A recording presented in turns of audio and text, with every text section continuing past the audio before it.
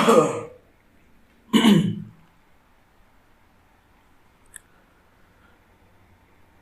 evening. This is Vox Olympia Audiobooks. I'm your reader, Citizen Zero of India. This February, we begin with our readings from A History of India, Volume 1 by Romila Thapar. Vox Olympia audiobooks are recorded at the studios of the B.L. Himavati Literary Arts Foundation.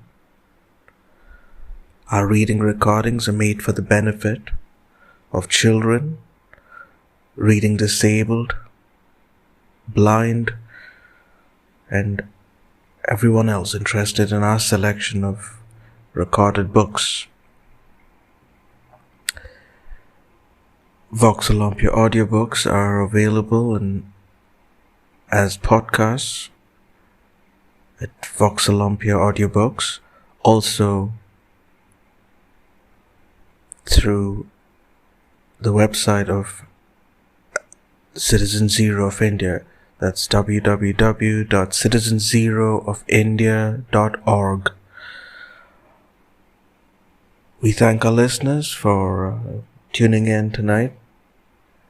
We continue with these readings of the histories of India. Our previous recorded works on the history of India includes The Discovery of India by Jawaharlal Nehru, also available on Vox Olympia audiobooks. We've also recorded portions of Glimpses of World History by Jawaharlal Nehru.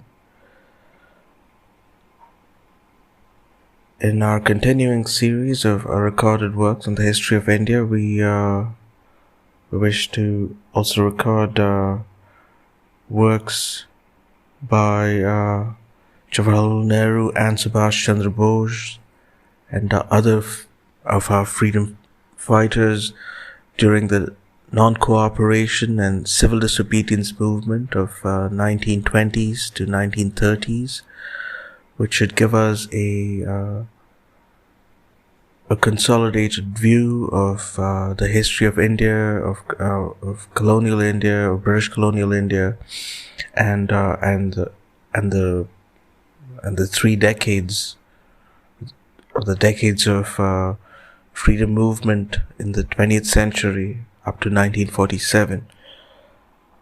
So stay interested in our collection of recorded works. But this month we will take it forward with the History of India, Volume 1 by Romila Thapar. Thank you for tuning in.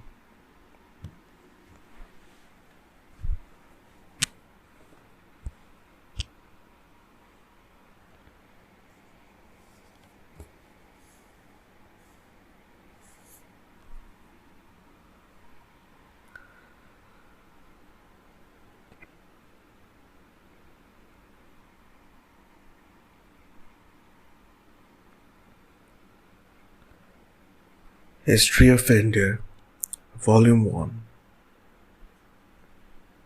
by Romila Thapar. Romila Thapar belongs to a Punjabi family and spent her early years in various parts of India. She took her first degree from Punjab University and her doctorate at London University in 1958. She was a lecturer in the ancient history of South Asia at School of Oriental and African Studies, University of London. Subsequently, a reader at Delhi University, and in 1970 was appointed to the chair in Ancient Indian History at Jawaharlal Nehru University in New Delhi, where she is now Emeritus Professor of History. She is an honorary fellow of Lady Margaret Hall, Oxford, and has been a distinguished visiting professor at Cornell University and at University of Pennsylvania, and has frequently lectured at the Collège de France.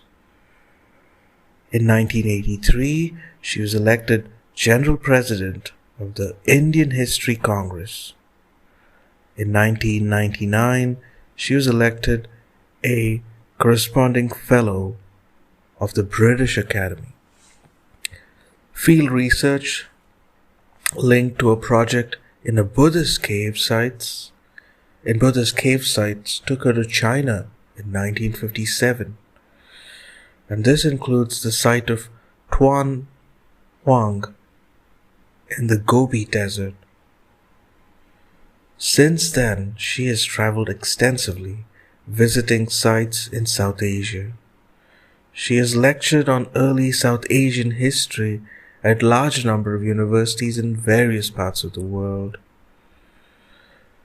Among her other publications are a study of the Mauryan Empire, Ashoka and the Decline of the Mauryas, a collection of papers, Ancient Indian Social History, some interpretations, and 3 others, from Lineage to State, Time as a Metaphor of History, Early India and Interpreting Early India, published in an omnibus edition entitled History and Beyond, an essay in Literature and History, Shakuntala, Texts, Readings, Histories, 2 lectures published at the Maurya Revisited, and another 2 as Narratives and the Making of History, a further collection of papers, Cultural Pass,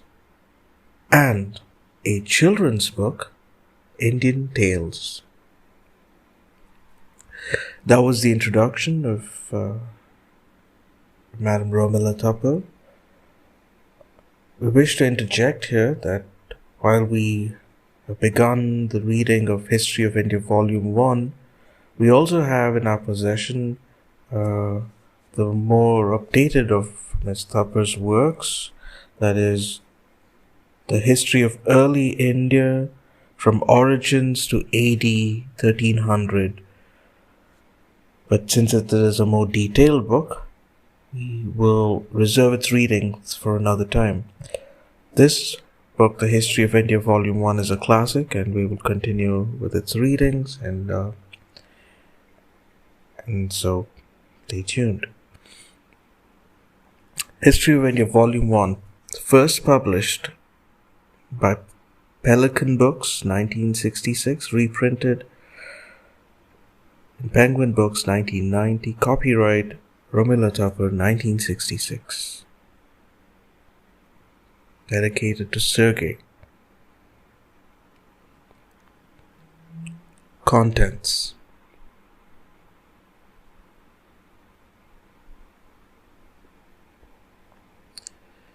Acknowledgements. Preface. Chapter 1. The Antecedents. The Discovery of India. Changing Approaches to Indian History. The Archaeological Background. Chapter 2. The Impact of Aryan Culture. Sources of Evidence. The Political Organization of the Aryan Tribes. Caste and Other Social Institutions. Vedic Religion. Chapter 3. Republics and Kingdoms.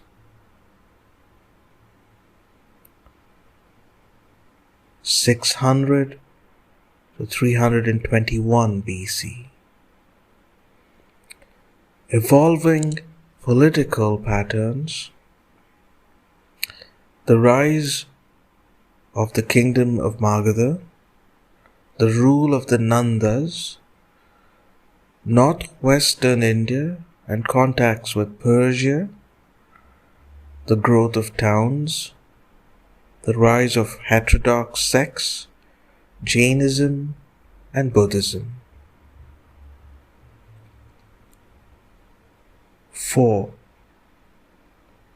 The Emergence of Empire, 321 to 185 BC. The Mauryan kings, Mauryan contact with neighboring states, society and economic activity, Mauryan administration, Ashoka and his policy of Dhamma, the decline of the Mauryan Empire. 5. Chapter 5.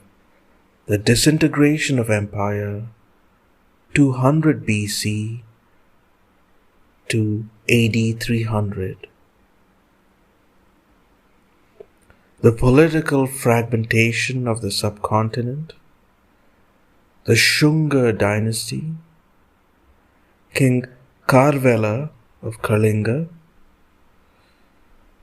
the Indo-Greek kings, the Shakas, the Kushanas, the Satvahana dynasty, South Indian kingdoms, trade routes and communications,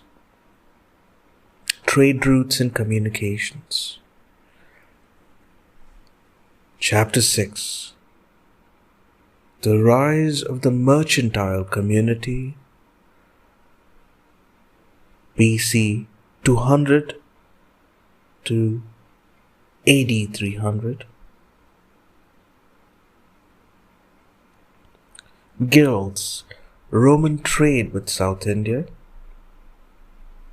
interaction of Indian and Hellenic ideas in North India, India's contacts with China and Southeast Asia, changes in society, education and literature, Buddhist art and architecture, Mahayana Buddhism, developments in Hinduism, the coming of Christianity.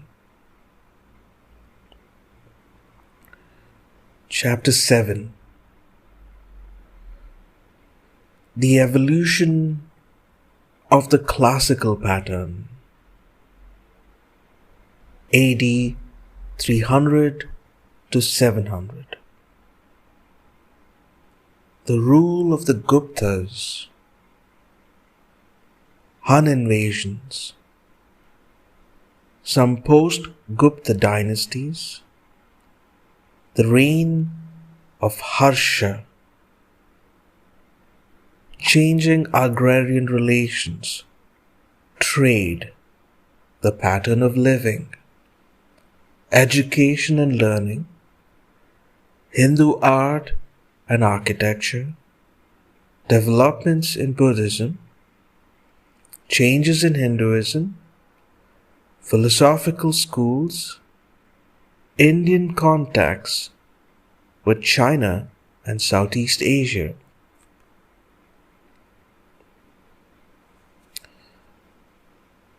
Chapter 8. Conflict in the southern kingdoms, AD 500 to 900.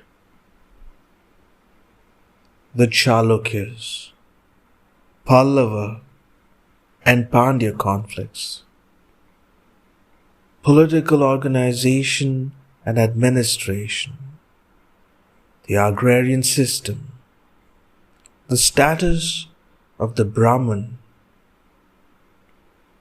the philosophy of Shankara,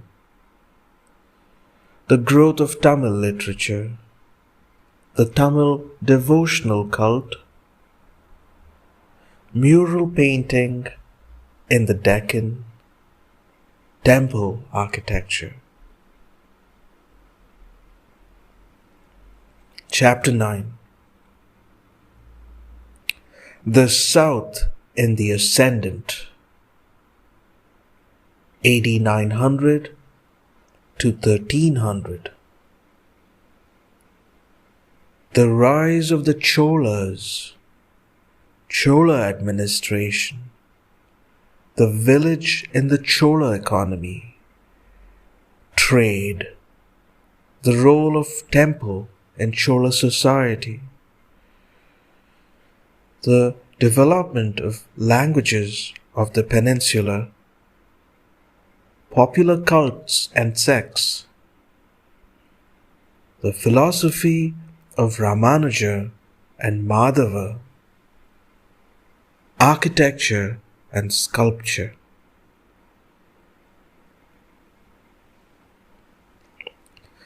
Chapter 10. The beginnings of regional states in northern India, AD 700 to 1200. Political struggle between the Rashtrakutas, Pratiharas, and the Pallas. The arrival of the Arabs in Sindh. Rise of new kingdoms. Growth of Rajput power. Campaigns of Mahmud of Ghazni. The Afghan army. Muhammad Ghori. Chapter 11. Feudalism in the regional states, AD 800 to 1200. Beginnings of regional loyalty. Emerging pattern of agrarian relations. Social structure. Literature in Sanskrit and in the newly developing languages. Temples and sculpture. Changes in Hinduism, the devotional cult, and the tantric sects. Decline of Buddhism. The arrival of the Sufis.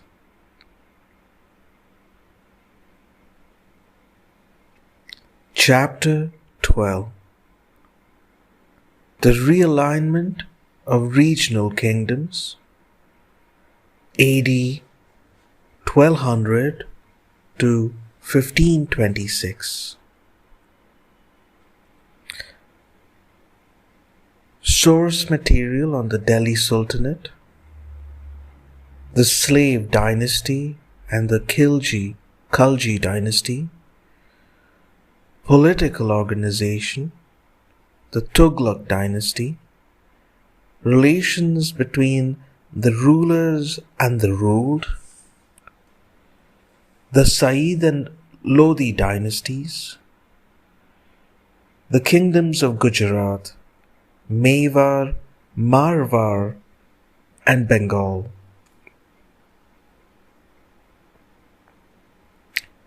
Chapter 13. Assimilation on trial, AD 1200 to 1526. Trends in the impact of Islam on India. Balance of power between king and theologian. Administrative structure of the Sultanate. The economy. The social framework. Religious expression as seen in the Bhakti movement and the Sufis. New languages and literatures. Miniature paintings. Islamic architecture. Chapter 14. The South conforms, AD 1300 to 1526. The rise of the Vijayanagara and the Bahmani kingdoms in the Deccan. Changes in the socio-economic background, trade, religion.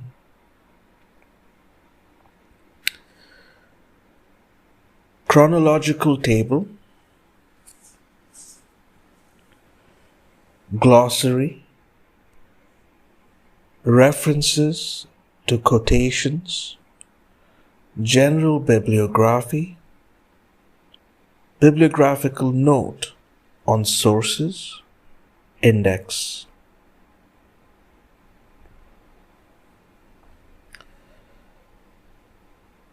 Maps. The 16 major states of northern India at 600 BC. The subcontinent in Mauryan times. Trade routes, West Asia, South and Southeast Asia. The Indian subcontinent, AD 1300 to 500. The peninsula, AD 500 to 1200. The Indian subcontinent, AD 750 to 1200.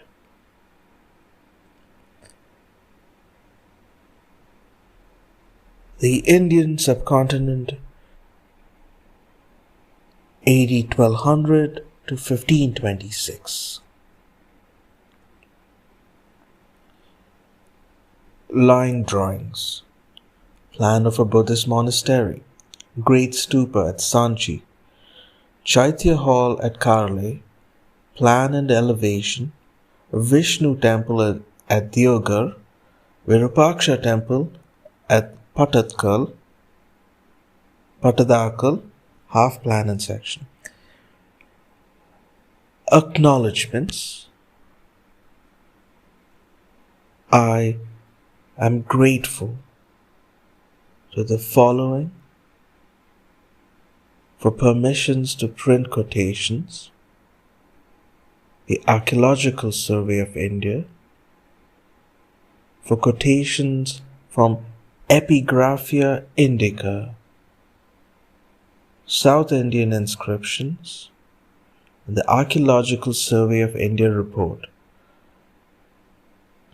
Kitab Mahal Wholesale Division Private Limited for quotations from History of India as told by its own historians. Elliott and Dawson, Allen and Unwin Limited for quotations from A Forgotten Empire, Sewell.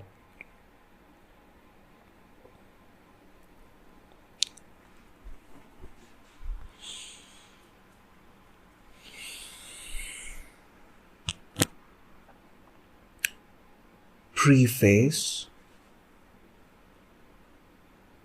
by Romila Thapar. This book is not intended for the specialist in Indian history. It is intended for those who have a general interest in India and might wish to acquaint themselves with the major developments in India's early history.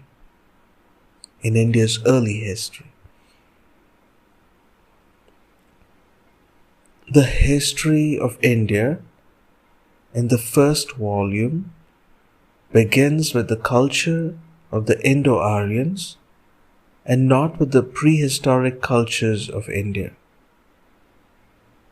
There is already a useful study of Indian prehistory and proto-history in the Pelican series, Stuart Pigott's Prehistoric India, and there is no point in repeating the same material.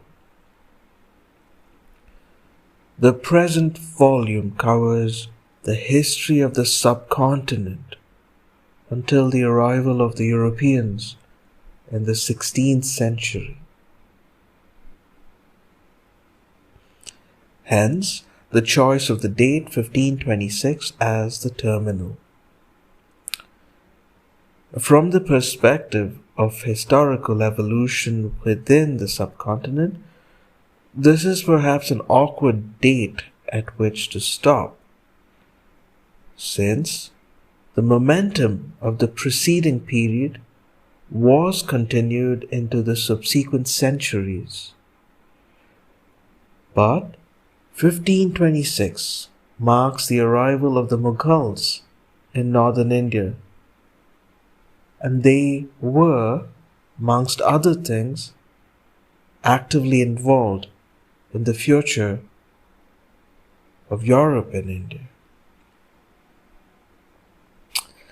To those who took the trouble to read the manuscript and offer their comments, I am most grateful. I would like particularly to thank Professor A.L. Bharshan, Mr. A. Ghosh, Mr. S. Madhi, and my father. I would like to thank the Archaeological Survey of India for the maps.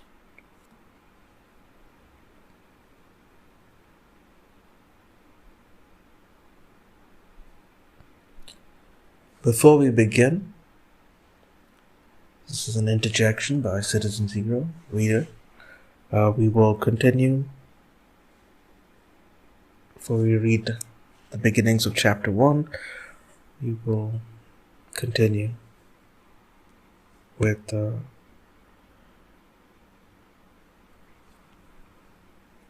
other parts of the book. Chronological table.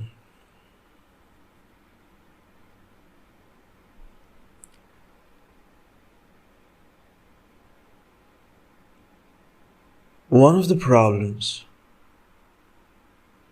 in ascertaining the chronology of events in ancient India is the uncertainty of accurately dating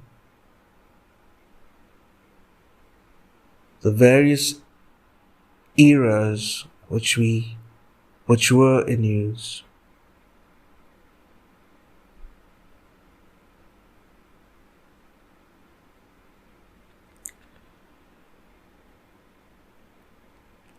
Most of the important dynasties of the early period used their own system of reckoning, which resulted in a number of unconnected eras. Among these, perhaps the most familiar are the Vikrama era of 58 to 7 BC, and the Shaka era of 78 AD, and the Gupta era of AD 319 to 320.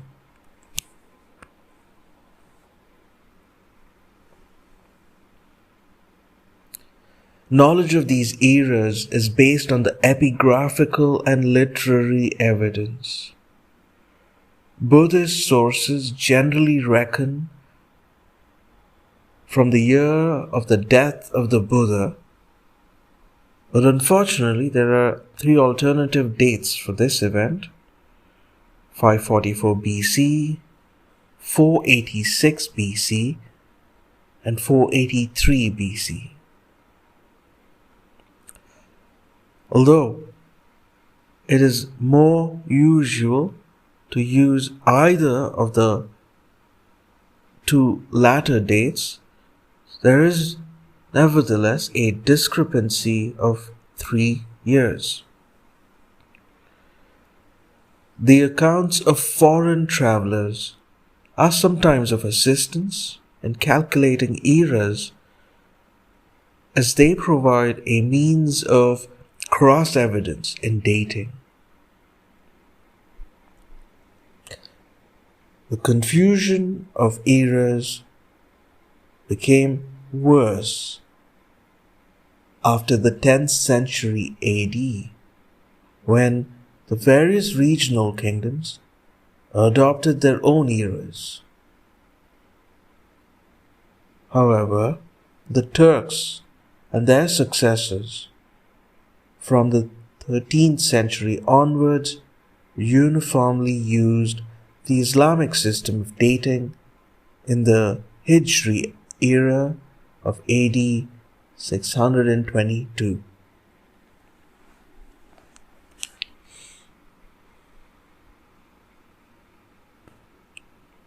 Chronological table.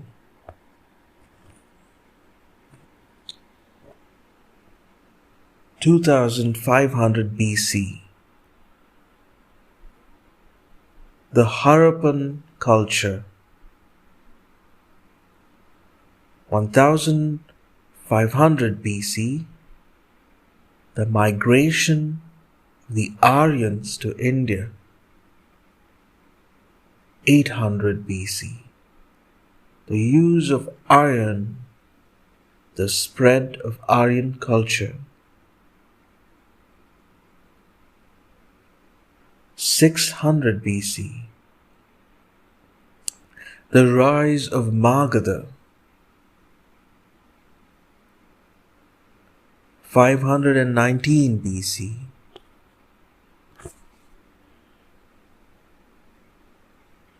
Cyrus, the Achaemenid emperor of Persia, conquers parts of northwestern India. 493 BC. Accession of Ajatashatru, king of Magadha. Accession of Ajatashatru, king of Magadha. 486.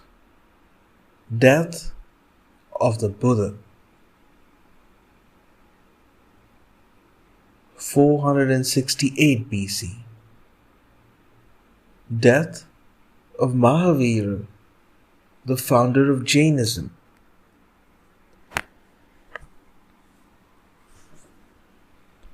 413.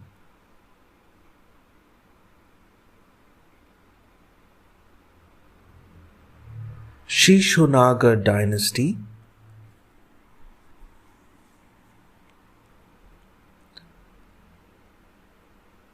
362 to 21 BC, Nanda dynasty. 327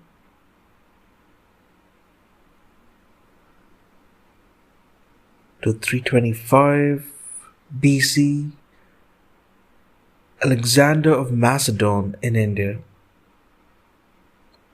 321 BC,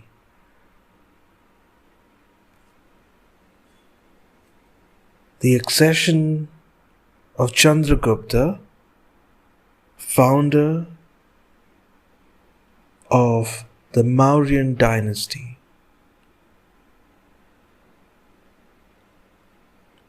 315 BC, the visit of Megasthenes to India.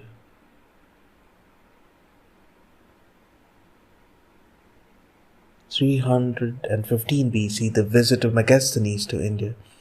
268 to 231 BC, the reign of Ashoka.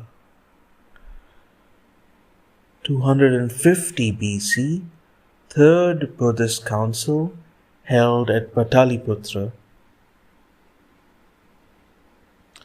185 BC,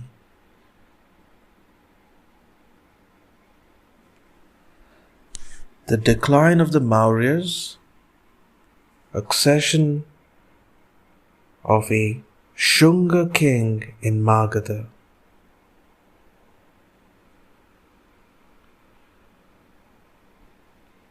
180 to 65 BC, Demetrius II, Indo-Greek king of the northwest. 155 to 30 BC, 155 to 130 BC.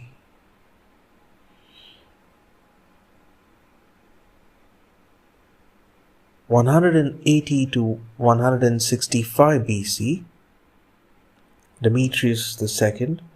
155 to 130 BC, Menander, Indo-Greek king of the northwest. 128 to 110 BC, rise of Satvahana power under Satakarni. 80 BC, Mawes, first Shaka king in western India. 50 BC, Karavela, king of Kalinga.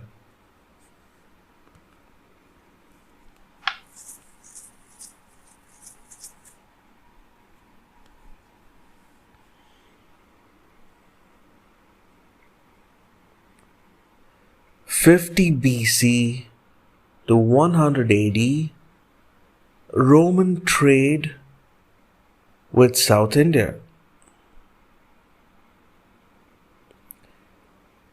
50 AD, mission of Saint Thomas to India. 78 AD,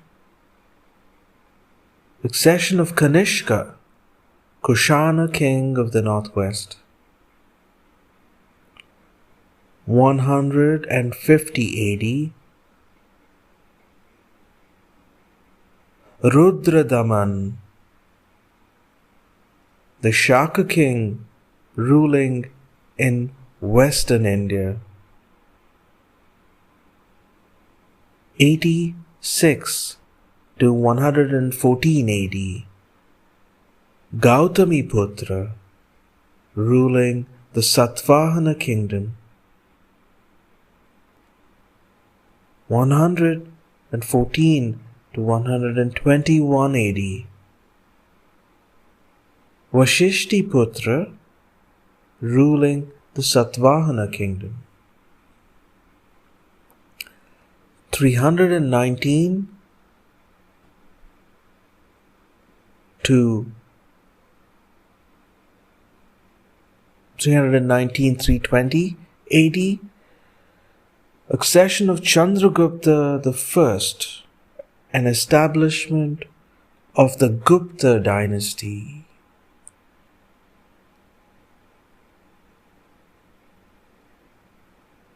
335 AD, accession of Samudragupta. 375 to 415 AD, Chandragupta II.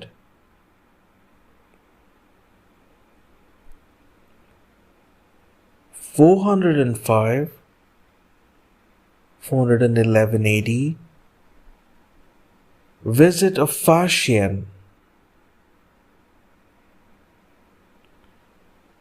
476 AD, birth of Aryabhatta, the astronomer. 505 AD, birth of Varamihira, the astronomer. 500 AD, Hun control over northwestern India. 606 to 647 AD Harshavardhana, king of Kanauj.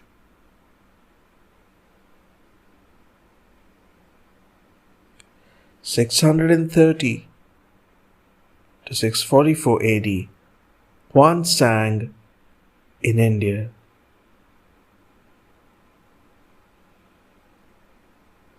600 to 630 AD, establishment of Pallava power under Mahendravarman the First. 608 to 642 AD, establishment of Chalukya power under Pulakeshin the Second.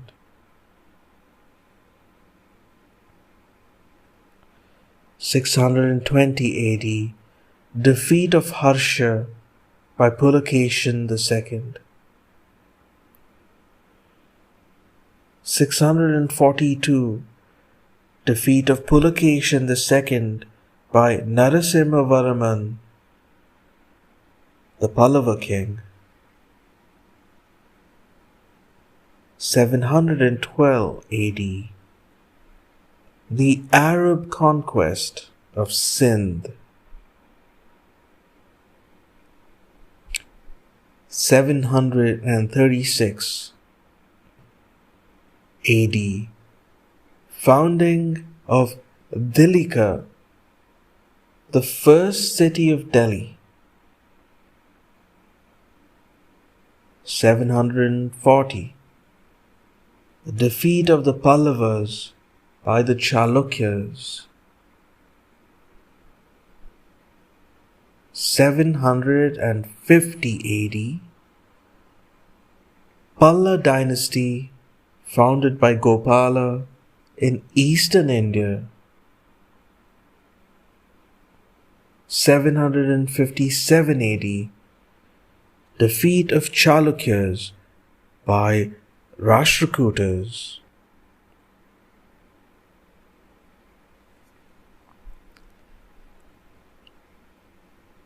800 AD, Shankaracharya the philosopher.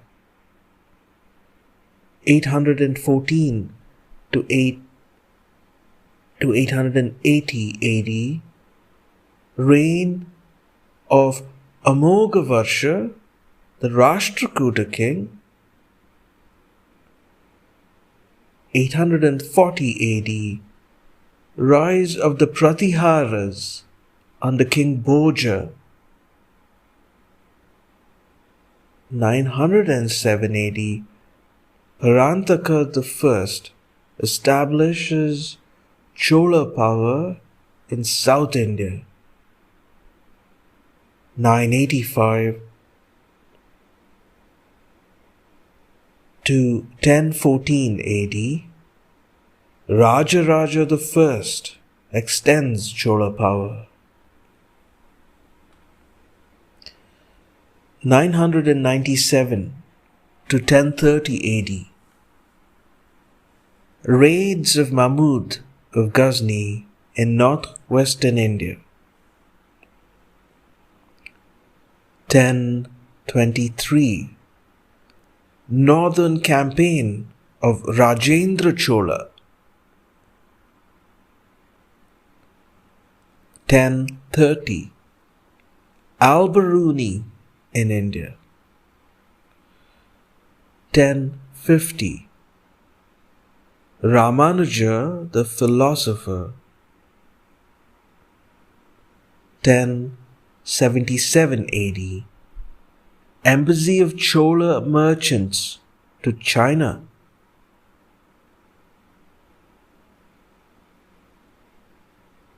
1110 AD, rise of Vishnuvardhana and Hoysala power.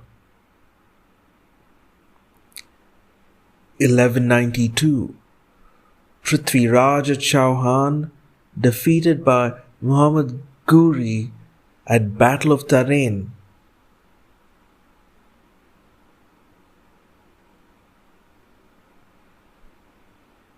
1206 AD, establishment of the slave dynasty under Kutubuddin Aibak.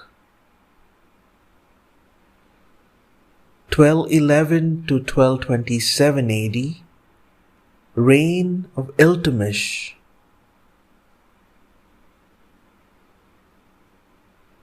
1265 AD, reign of Balban.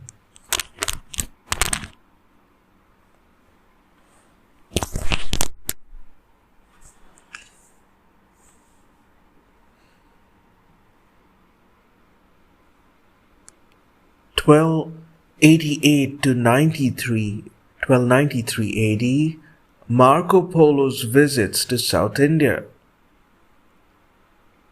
1296 to 1316 AD, reign of Alauddin Khalji.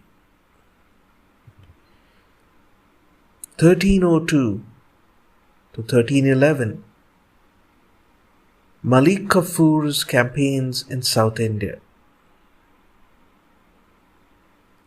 1325 to 1351, reign of Muhammad bin Tughlaq Ibn Battuta in India. Reign of Muhammad bin Tughlaq in India and Ibn Battuta in India.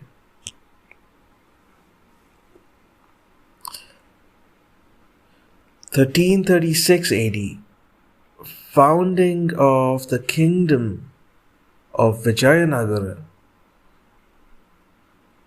1345, founding of the Bahmani kingdom. 1357, Firuz Shah Tughlaq in power. 1414 to 50, rule of the Saids at Delhi. 1411 to 1441, Ahmad Shah ruling in Gujarat. 1431 AD, Cheng Ho's visits to Bengal. 1451 AD, accession of Buhlul Lodi at Delhi. 1440 to 1518, Kabir, a leader of the Bhakti movement. 1469 to 1539, Nanak, a leader of the Bhakti movement. 1485 to 1533, Chaitanya, a leader of the Bhakti movement. 1481, assassination of Mahmud Gavan. 1498, arrival of the Portuguese in India. 1509, Rana Sangha of Mewar in power. 1509 to 1530, Krishna Deva Raya, king of Vijayanagara. 1526, the first battle of Panipat.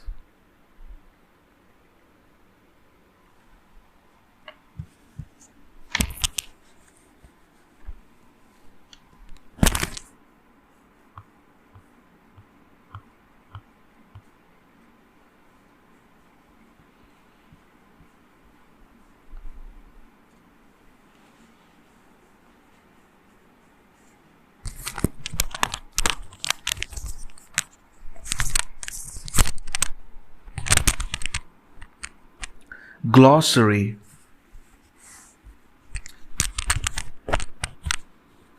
Spelling. Diacritical marks in the transliteration of Indian words have not been used in this book. For those who are unfamiliar with these marks, It is difficult to become accustomed quickly to their use. Furthermore, Indian words referred to derive from Sanskrit, Tamil, Arabic, or Persian roots. Each of these languages has its own system of transliteration, and to use each of these systems would create unnecessary complications for the reader. Consequently, the standard form of transliteration has been adopted. Pronunciation. Pronunciation of the word listed below is comparatively simple if each word is split into its syllables and then pronounced. Acharya, teacher. Advaita, without a second, a philosophical system of monism. Agrahara, royal donation of land or village to Brahmins.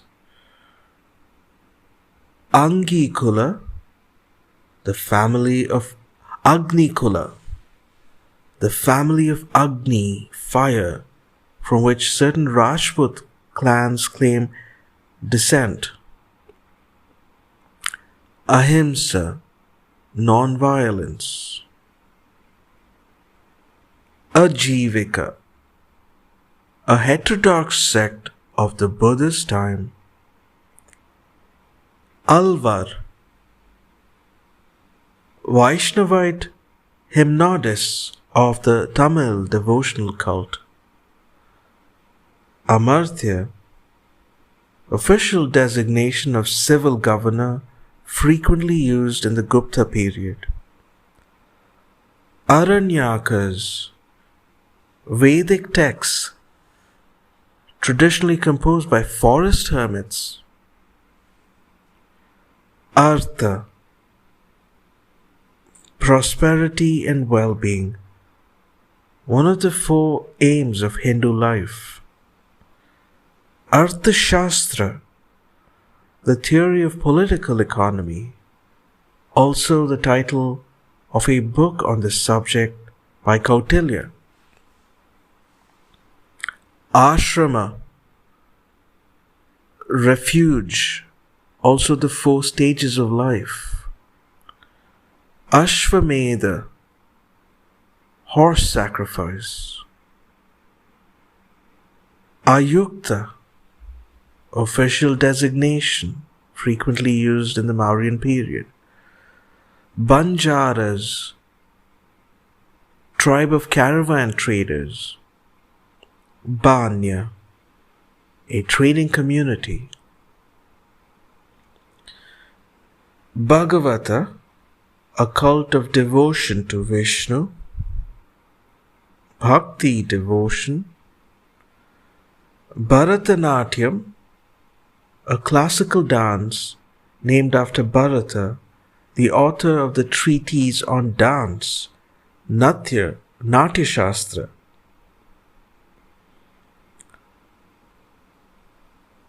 Bharateshvara, Lord of Bharat. Bhokta, one who enjoys, therefore a term used for those who enjoy revenue rights over certain lands. Bhukti, an administrative unit of a kingdom. Bodhisattva, one who works for the welfare of the world and voluntarily postpones release from rebirth, also regarded as an incarnation of the Buddha prior to his own birth in the world. Brahmin, the first in rank among the four castes of Hindu society. Brahmacharin, celebrate studentship, the first of the four stages of life.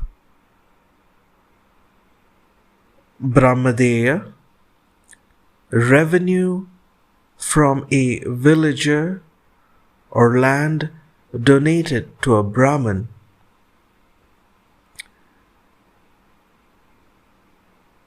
Brahmanas, Vedic texts dealing with ritual and sacrifice. Brahmi, the earliest known and deciphered script of India. Chaitya, a sacred enclosure. The term was later used for Buddhist places of worship.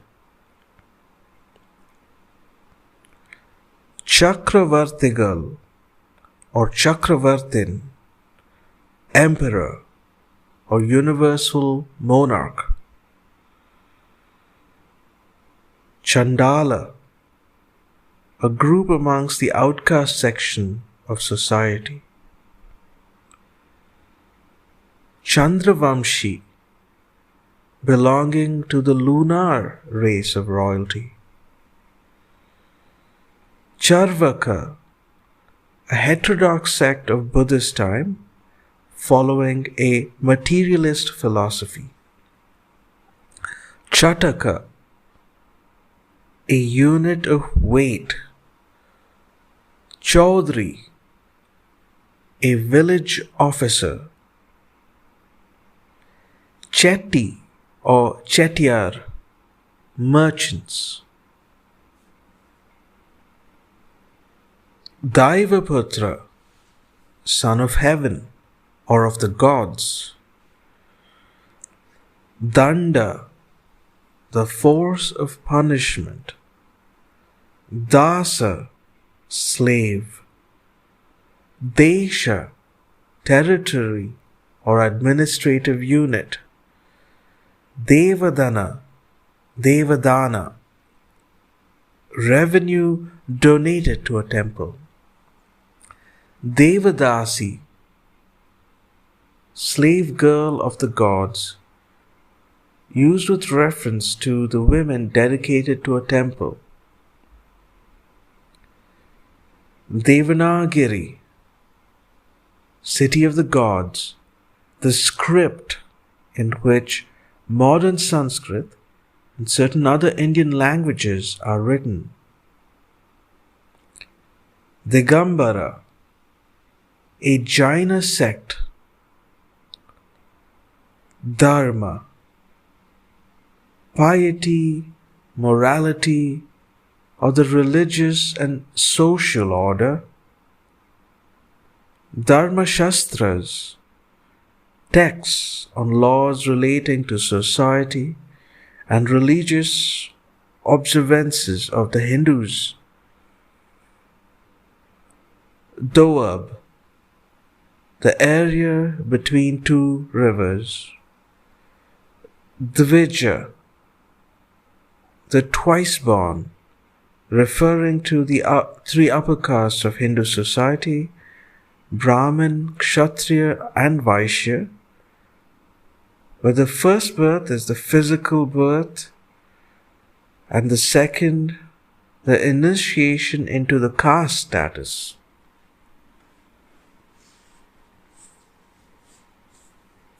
Eripati, special land, the revenue of which is kept for maintaining irrigation tanks in South India. Fakir, a religious mendicant. Garbhagriha, womb house, the sanctum sanctorum of the Hindu temple. Gayatri, the holiest of the verses of the Rig Veda. Gatika, a college for higher studies, generally in Sanskrit. Ghee, clarified butter. Grama, village, Guru, a teacher or spiritual guide. Hinayana, one of the two major Buddhist sects. Imam, the person who leads the prayer in the mosque. Iktha, the grant of revenue from land or from village. Jana, people, subjects. Jati, subcaste. Jizya, a tax paid by non-Muslim subjects of a Muslim ruler. Jital, a unit of measure. Kahapana or Karshapana, a coin, either in gold, silver or copper. The silver coin of 57.8 grains was commonly used. Kakini, copper coin of 2.25 grains. Kalpa, a day of Brahma, equivalent to 4,320 million Earth years.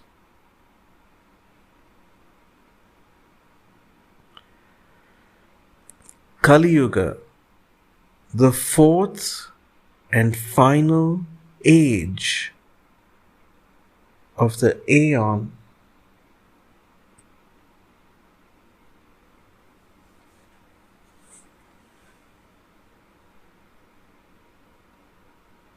Kalamukha,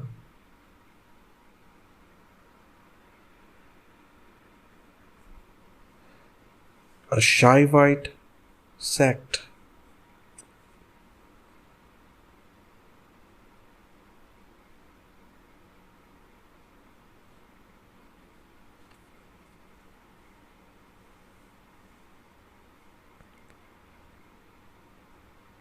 Kama, desire. Kapalika, a Shaivite sect. Karkhana, workshop. Karma, action or deed, and also the theory of conditioning one's future births by deeds of the present or previous lives. Kayastha, a subcaste of the medieval origin. Kalasha, pure. In revenue terms, it refers to crown lands. Karoshti, a script used in northwestern India, deriving from Aramaic.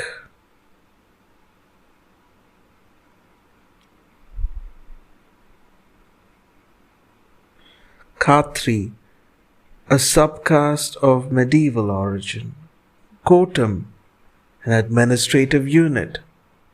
Kula, family. Kumara Matya, an official designation. Kuram, an administrative unit.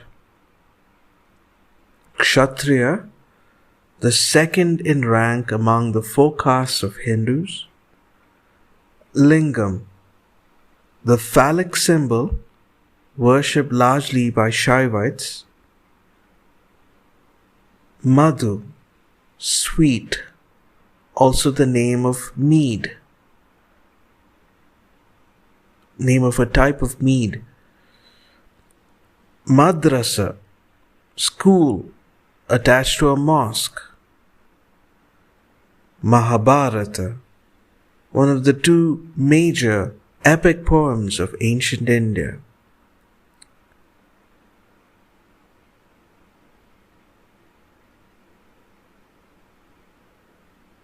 Mahakshatrapa, Mahakshatrapa, Great Governor, a title taken by rulers of the Northwest in early centuries AD. Maharajadiraja, Great King of Kings, an imperial title. Mahasamatha, the Great Elect, referring to the person elected as a ruler on the basis of the Buddhist theory of social contract as the origin of government. Mahasamanta, the Great Vassal. Mahasenapati, the Commander-in-Chief. Mahayana, one of the two major sects of Buddhism. Man, a unit of weight. Mandala theory of interstate alliances where one neighbor is a natural enemy and the other a natural friend. Mandalam, an administrative unit. Manigramam, a guild of merchants. Mantra, charm or spell or verse with religious connotations. Mata, a center of education and hospice attached to a temple. Matsyanyaya, a political theory where in a state of anarchy the strong devour the weak.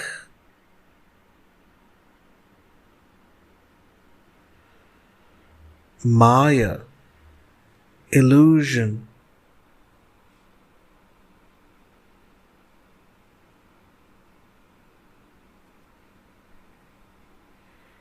Mimamsa, one of the 6 major philosophical schools of ancient Indian philosophy. Mlecha, impure or sullied. Mohurs, coins current at the time of the Sultanate. Moksha, salvation, one of the 4 aims of Hindu life. Muezzin, the person who calls the Muslims to prayer 5 times a day from the mosque. Munsif, an official designation of the Sultanate. Mukti, the recipient of a grant of revenue or a provincial governor. Nadu, an administrative unit. Nataka, dance or drama. Nagara, style in architecture developed in central and northern India. Nagaram, local councils in urban areas. Nanadeshi, a powerful merchant guild. Nayanars, Shaivite hymnodists of the Tamil devotional cults. Nirvana, release from rebirth. Nishka, a unit of value in the early period. Later, the term was used for a coin. Nyaya, one of the 6 major philosophical schools of ancient India. Pali, a Sanskrit-based language in which Buddhist scriptures were recorded in Ceylon.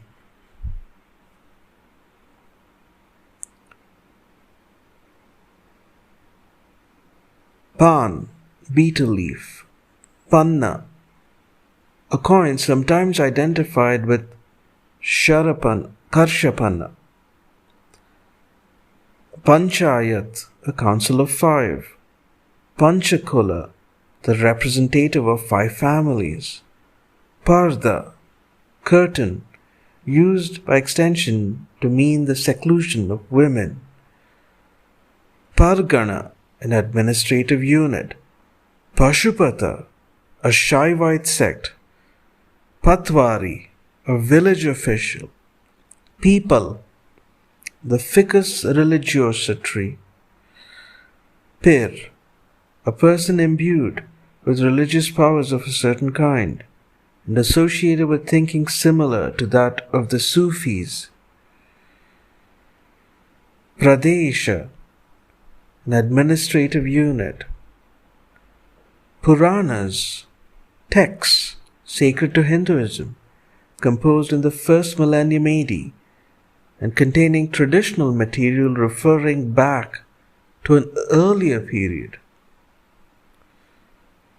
Purohita, chief priest. Qazi, Muslim legal expert. Quran, the sacred book of the Muslims. Rajaguru, royal priest. Rajasuya, special sacrifice performed by the king. Rajuka, an official designation used in the Mauryan period. Ramayana, one of the 2 major epic poems of ancient India. Ranaka, a feudal lord. Rasa, emotion. Rashtra, country or an administrative unit. Ratnin, jewel, one of the 12 persons given a special place at a particular royal ceremony. Sabha, an assembly. Samanta, vassal. Samiti, an assembly. Sangha, the Buddhist order. Shankya, one of the 6 major philosophies in ancient India. Sankhya, one of the 6 major philosophies in ancient India. Sannyasi, ascetic. Sati, a virtuous woman, was immolated herself on the funeral pyre of her husband. Seer, a unit of weight and quantity. Senapati, commander of the forces. Sarai, inn. Seth, merchant or trader. Shaikh, a Muslim of high social status or religious guide. Shakti, power. Shangam, the literature. Shangam or Sangam, the literature of the early Tamils. Sharia, the legal code of Islam.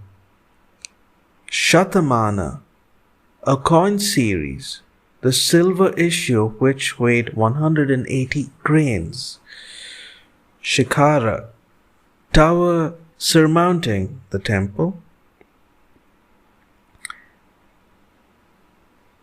Shreni, guild. Shudra, last of the 4 main caste divisions. Shunyata, non-reality, void. Shvetambra, a Jaina sect. Soma, the plant from which the intoxicant soma juice was prepared to be used in Vedic ritual. Stupa, a tumulus-like structure containing relics of the Buddha or others revered by Buddhists.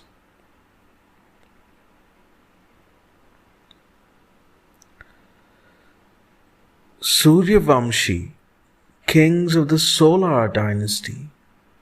Suvarna, of an excellent color, gold.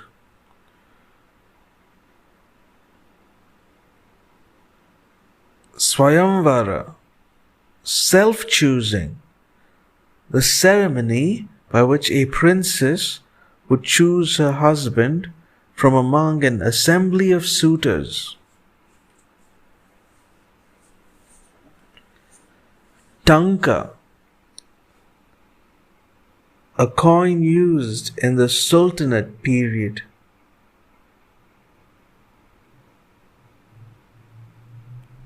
Taniyur, an administrative unit. Tantrik, a religious cult. Thakura, a feudal lord. Therveda, a Buddhist sect. Ulema, Muslim theologians. Upanishads, philosophical and mystical texts included in the Vedic literature. Ur, village assembly. Vaishya, the third of the four castes of Hindu society. Valanadu, administrative unit. Varna, color, used more commonly for caste. Vedanta, one of the 6 major philosophical schools in ancient India. Vihara, Buddhist monastery. Veena, stringed instrument. Wazir, minister. Yavana, used in Indian sources for people of Western Asia. Yoga, one of the 6 major schools of philosophy in ancient India. Yuga, an age of the world. Zenana, section of the house reserved for women.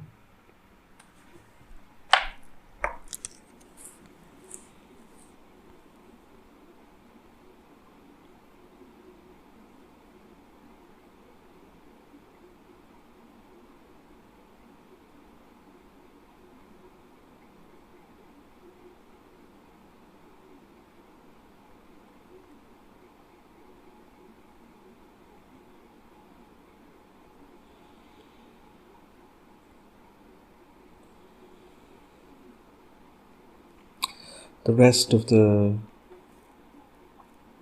book includes references to quotations, general bibliography, bibliographical notes on sources,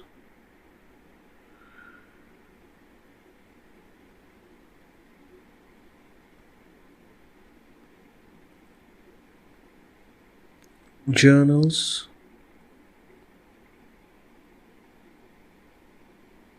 an index.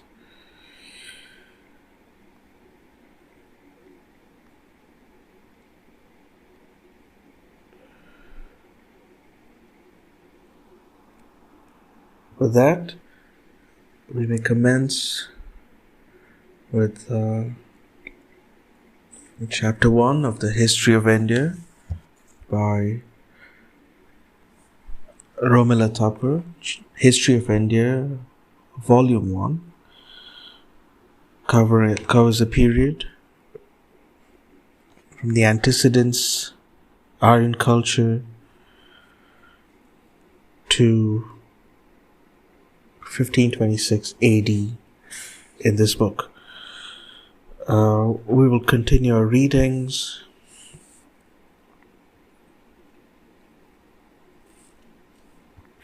on this podcast for Vox Olympia audiobooks. I'm your reader, Citizen Zero of India. This day, beginning this reading on February 18th, 2024. We thank our listeners for tuning in. Tune into our subsequent series for readings and recordings from subsequent chapters. Thanks, and look forward to this meeting once again. Bye-bye.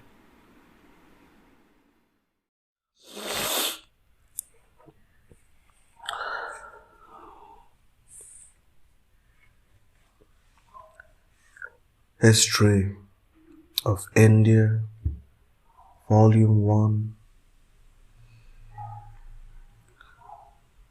by Romila Thapar, read by Citizen Zero of India. Chapter 1, History of India, Volume 1, Chapter 1, The Antecedents.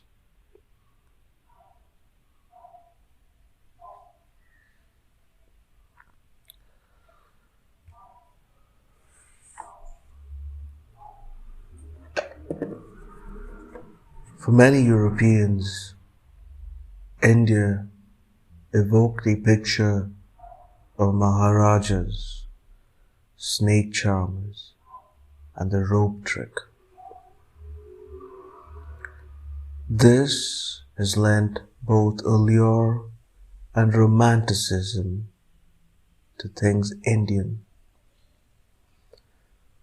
But in the last couple of decades, with the increasing reference to India as an economically underdeveloped country, the image of India as a vital, pulsating land has begun to emerge from the fog of Maharajas, snake charmers, and the rope trick.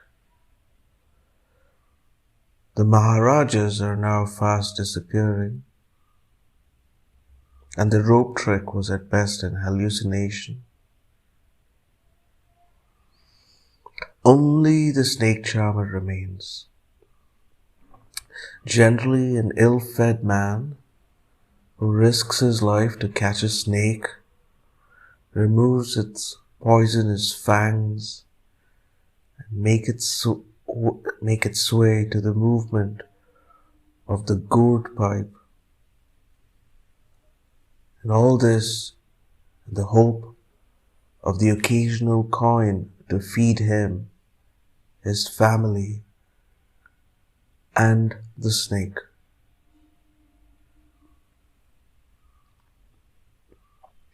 In the imagination of Europe,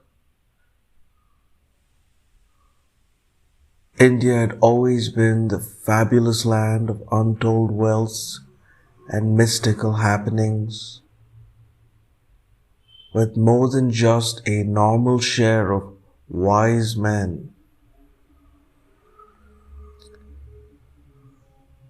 From the gold-digging ants to the philosophers who lived naked in the forests, they were all part of the picture which the ancient Greeks had of the Indians, and this image persisted throughout many centuries.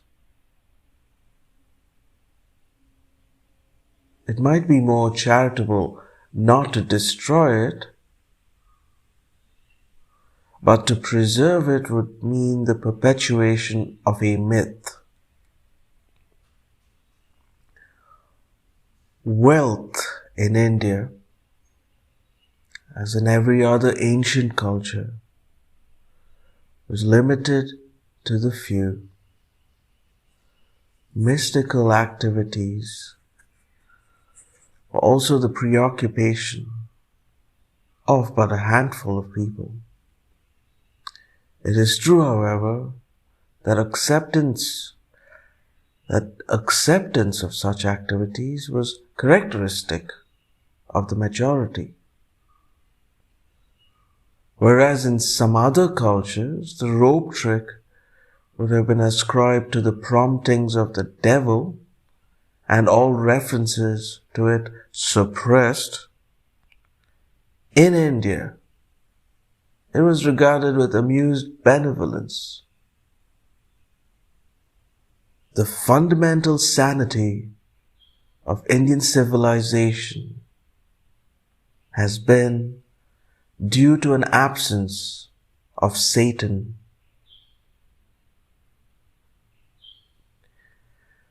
The association of India with wealth, magic, and wisdom remained current for many centuries. But this attitude began to change in the 19th century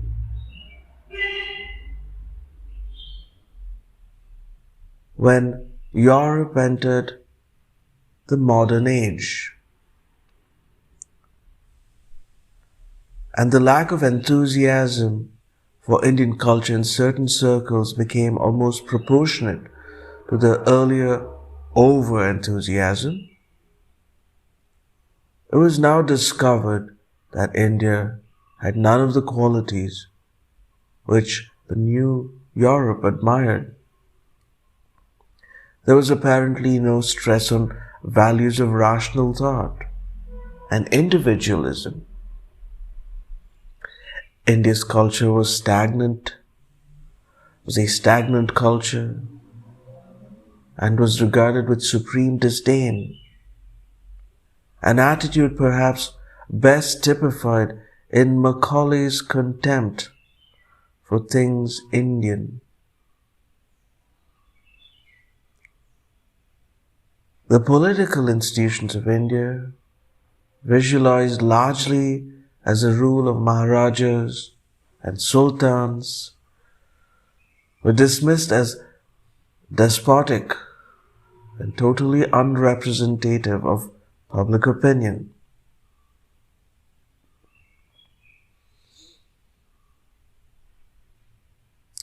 And this, in an age of democratic revolutions, was about the worst of sins.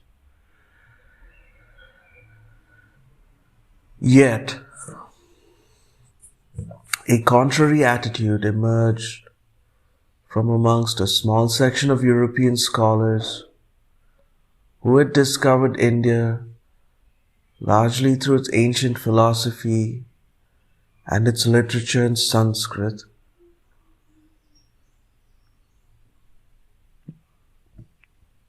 This attitude deliberately stressed the non-modern, non-utilitarian aspects of Indian culture, where the existence of a continuity of religion of over 3,000 years was acclaimed,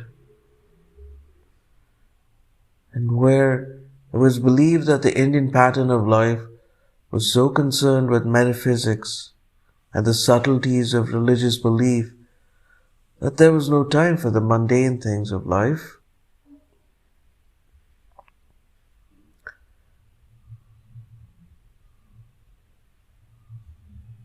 German Romanticism was the most vehement in its support of this image of India,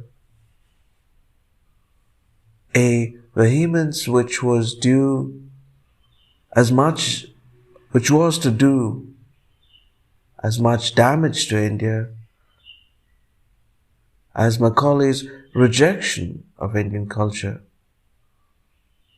India now became the mystic land for many Europeans, where even the most ordinary actions were imbued with symbolism.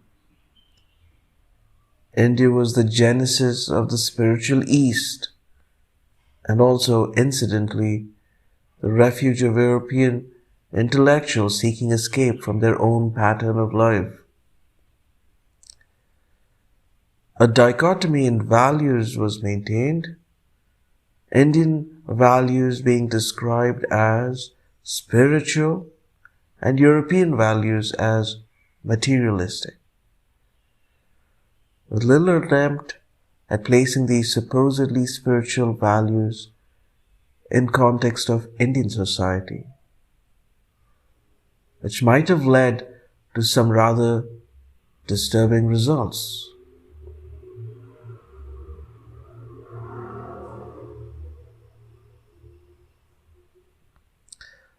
This theme was taken up by a section of Indian thinkers during the last 100 years and became a consolation to the Indian intelligentsia for its inability to compete with the technical superiority of Britain.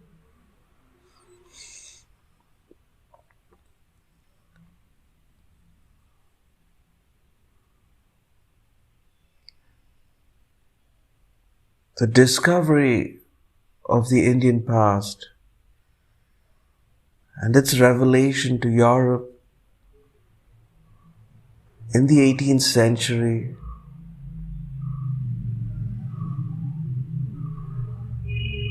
was largely the work of Jesuits in India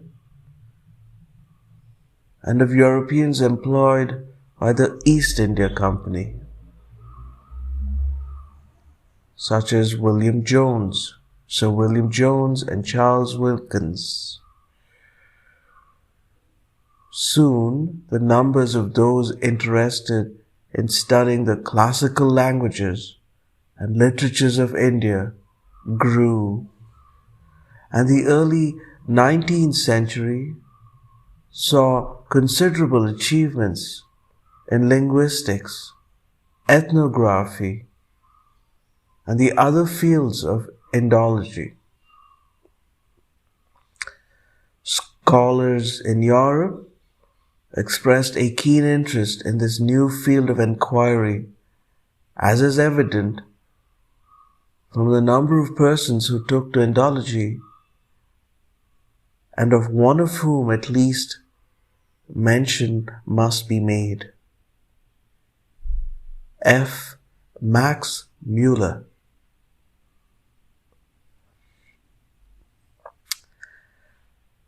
Those who were most directly concerned with India in the 19th century were the British administrators,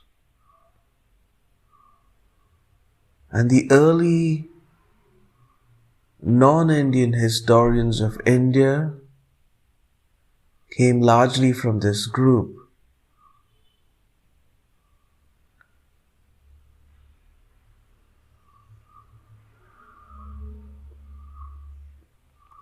Consequently, the early histories were administrators' histories, concerned mainly with the rise and fall of dynasties and empires.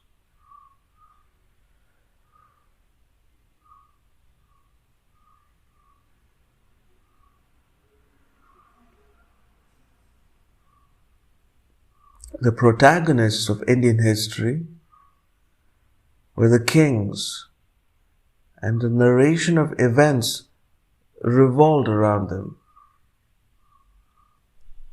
The autocratic king, oppressive and unconcerned with the welfare of his subjects, was the standard image of the Indian ruler, but for exceptions such as Ashoka, Chandragupta II, or Akbar.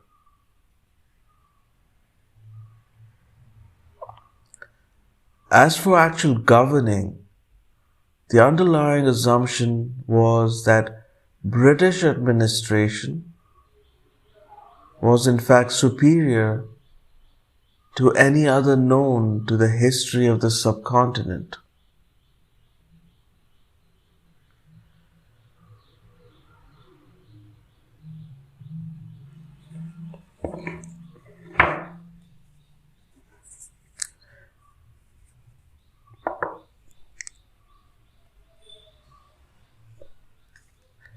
The interpretation of Indian history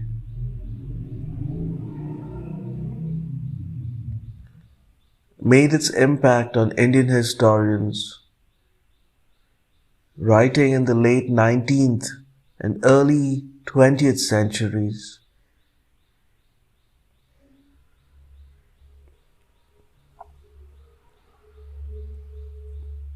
The interpretation of Indian history made its impact on Indian historians writing in the late 19th and early 20th centuries. Dynastic histories, with a highlighting of the lives of rulers, were the main content of standard works. While the second aspect of the interpretation produced a different reaction. Most of the Indian historians had either participated in the national movement for independence or had been influenced by it.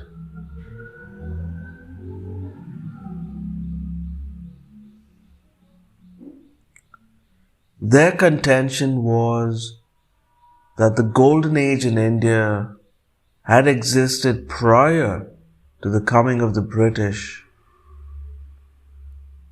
and that the ancient past of India was a particularly glorious period of her history.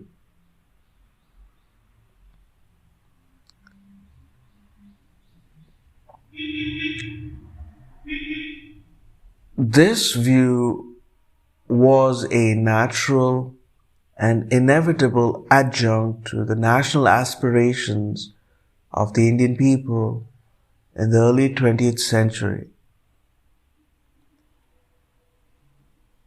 In this connection, there was another bête noire which cast its shadow on much of the early writing on ancient India.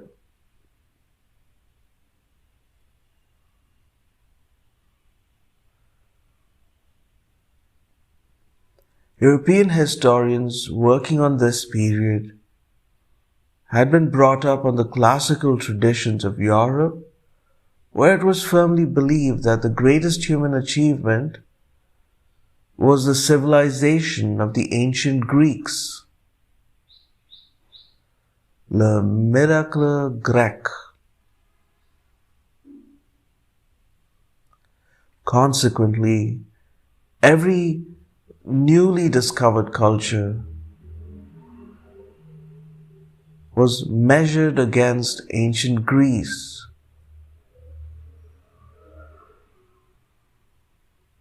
And invariably found to be lacking.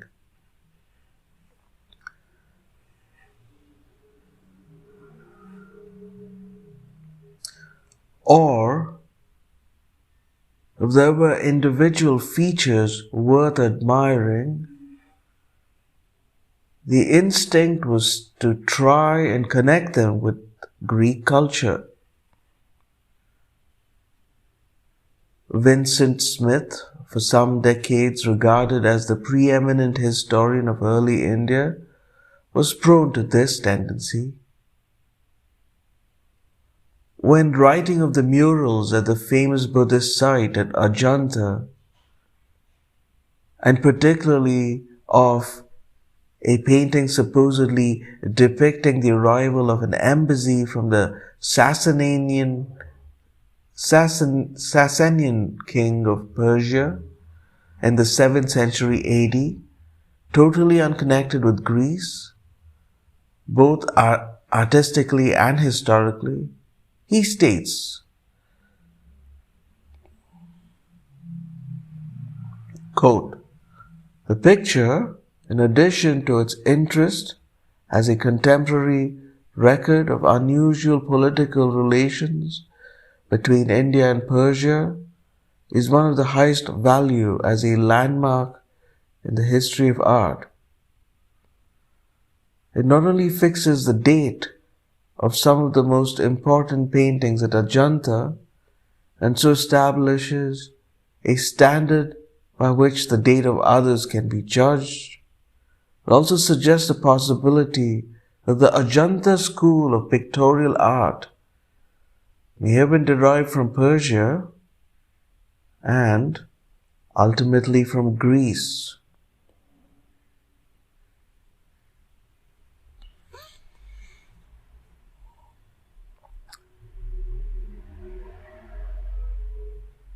Not surprisingly, Indian historians reacted sharply to such statements.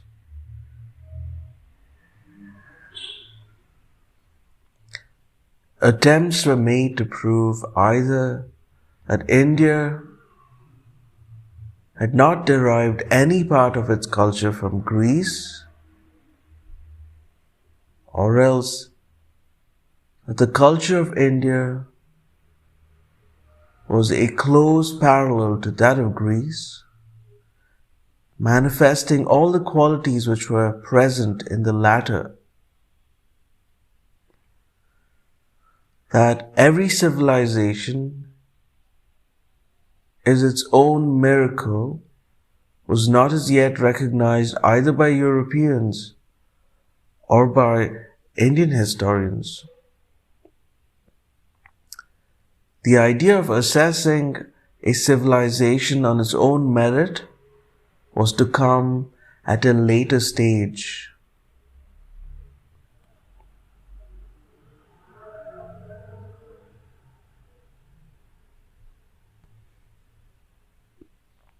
When European scholars first established a relationship with India in the 18th century and became curious about its past, their source of information were the Brahmin priests, the acknowledged guardians of the ancient tradition, who maintained that this tradition was preserved in the Sanskrit sources with which only they were familiar. Thus, much of the early history of India was reconstructed almost entirely from Sanskrit sources, from material preserved in the ancient classical language. Many of these works were religious in nature, and this naturally colored the interpretation of the past.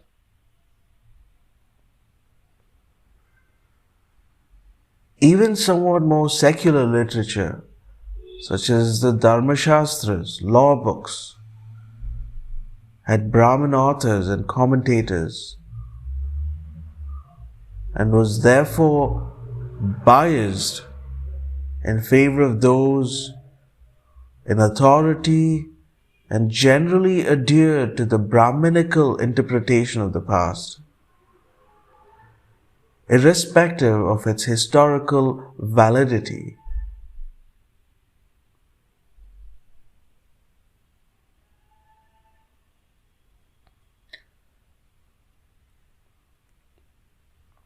For example, the caste system as described in these sources appears to have been a rigid stratification of society, apparently imposed from an early period and thereafter preserved almost intact for many centuries. Yet, the actual working of caste in Indian society permitted of much variation, which naturally the authors of law books did not wish to admit.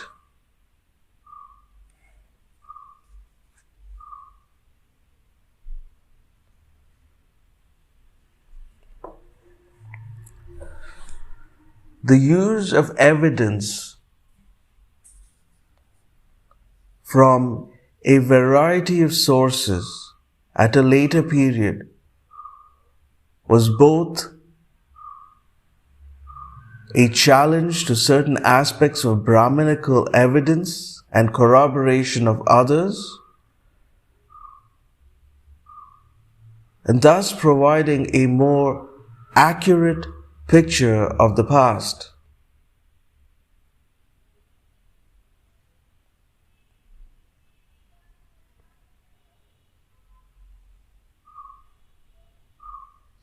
Evidence from contemporary inscriptions and coins became increasingly important.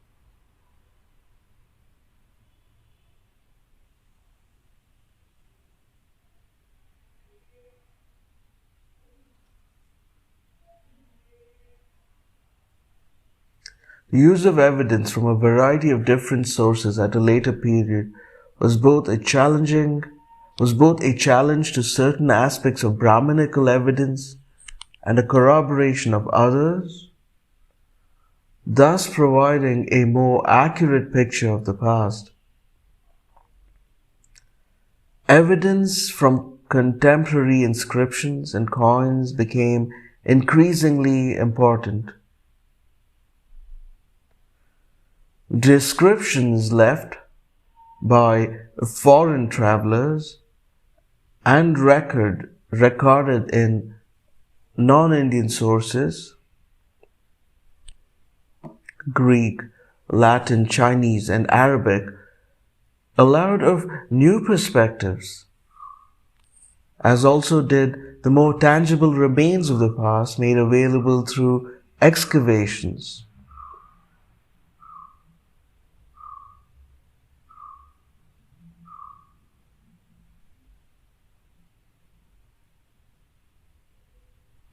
The corpus of evidence on Buddhism, for instance, was increased with the availability of the Pali canon as recorded in Ceylon and from Chinese sources. Sources in Arabic and Persian relating to the history of India in the post-13th centuries began to be studied in their own right and ceased being regarded as supplements to Islamic culture in Western Asia.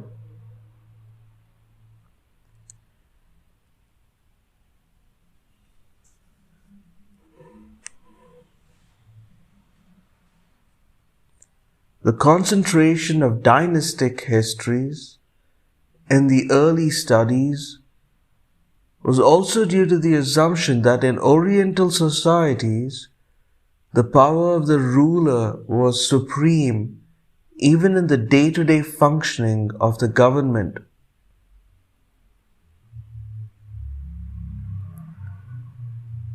Yet, authority for routine functions was rarely concentrated at the center in Indian political systems.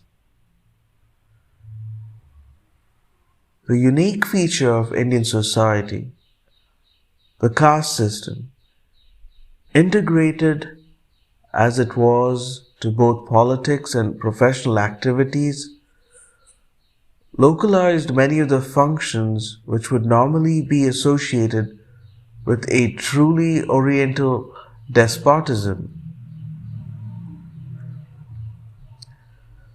The undertaking of the functioning of power in India lies in analysis of the caste and sub-caste relationships and of institutions such as the guilds and village councils, and not merely in the survey of dynastic power. Unfortunately, the significance of such studies has only recently been recognized, and it will probably take another decade or two of intensive scholarship before historically valid generalizations can be made.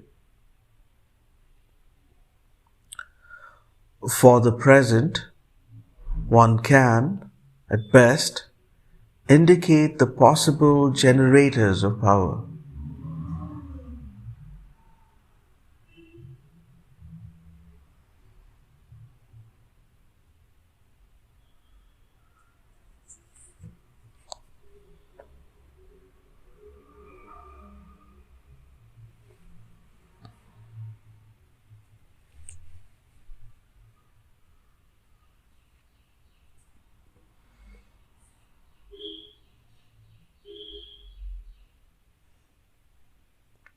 That the study of institutions did not receive much emphasis was in part due to the belief that they did not undergo much change,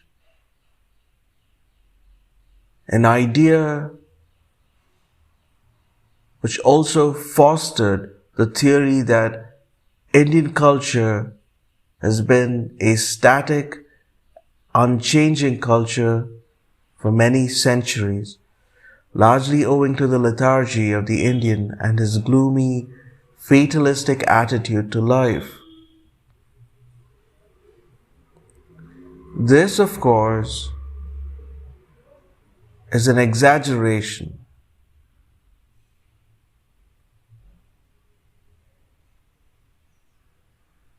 Even a superficial analysis of the changing social relationships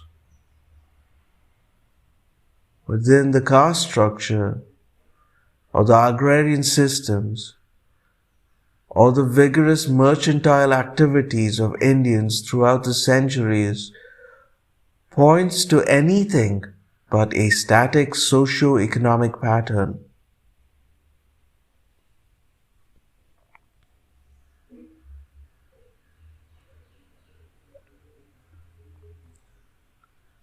It is true that at certain levels there is in India a continuous cultural tradition extending over 3,000 years, but this continuity should not be confused with stagnation. The chanting of the Gayatri verse by a Hindu has a history of 3 millennia. But the context in which it is chanted today can hardly be said to have remained unchanged. It is surprising that whilst work on Europe during the 19th century laid tremendous stress on discovering patterns of evolution in the history of Europe, the same approach was never applied to the study of Asian history.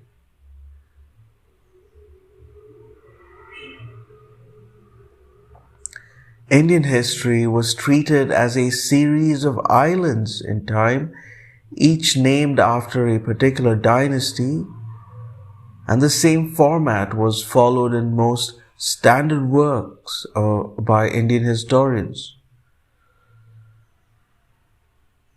This is not to suggest that studies on other aspects were ignored. Some very interesting information was collected throughout the 19th century on various aspects of Indian society and religion. But somehow this information was rarely integrated into standard historical works.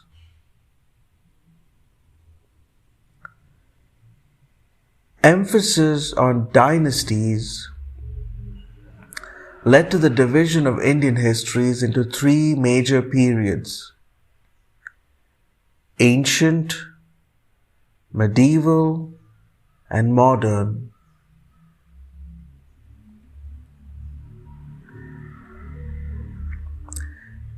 The ancient period frequently begins with the coming of Aryan culture and in later publications with the Indus Valley Civilization,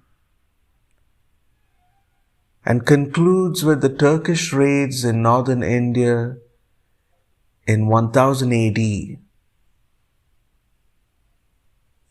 which in turn inaugurate the medieval period, lasting until the coming of the British in the mid-18th century. This division was buttressed by the inappropriate equation of ancient with Hindu and medieval with Muslim, since most of the dynasties of the first period were Hindu in origin and those of the second Muslim. The Muslim period was imbued with a distinctive character to distinguish it from the earlier period by stressing the separateness of Muslim culture at all levels.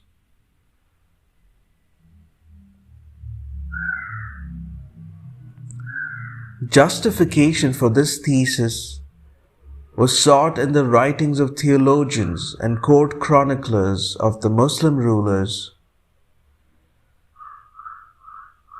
In any case, political trends being what they were in 20th century India, the Hindu and Muslim periodization was accepted by both Indian and non-Indian historians of India.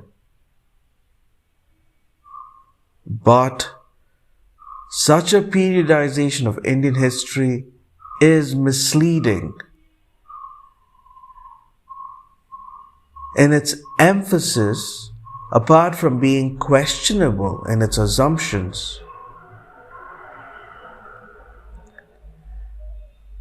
Religion was by no means the preeminent motivating factor of change in Indian history, as these titles would imply.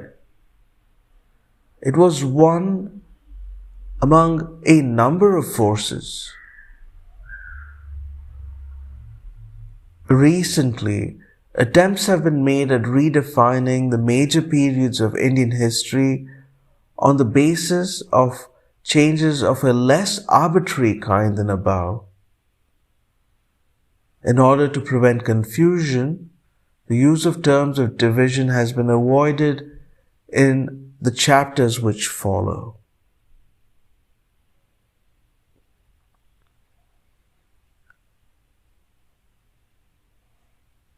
There was yet another factor which up to a point conditioned the emphasis of historical interpretation: the geographical structure of the subcontinent. The vast Indo-Gangetic plain lent itself more easily to the emergence of large unitary kingdoms. The southern half of the subcontinent, the peninsula, was cut up into smaller regions by mountains, plateau, and river valleys, the changing topography permitting of less political uniformity than the northern plain. In an age of empires, as was the 19th and early 20th century, the larger kingdoms of North attracted the attention of historians. Periods when larger kingdoms flourished became the Golden Ages, and those which saw the growth of smaller regional states became the Darker Ages.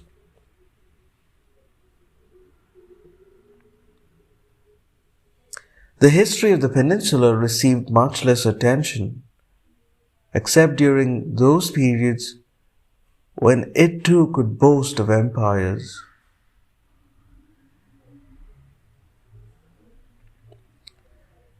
It suffered further from the fact that political strategy in the peninsula and its economic potential was not identical with that of the north.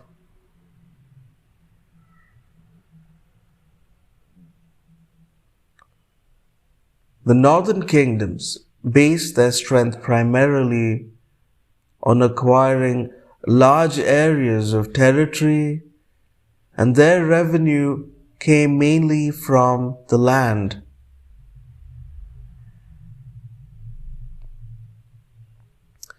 This was simple and easily recognizable pattern for any historian.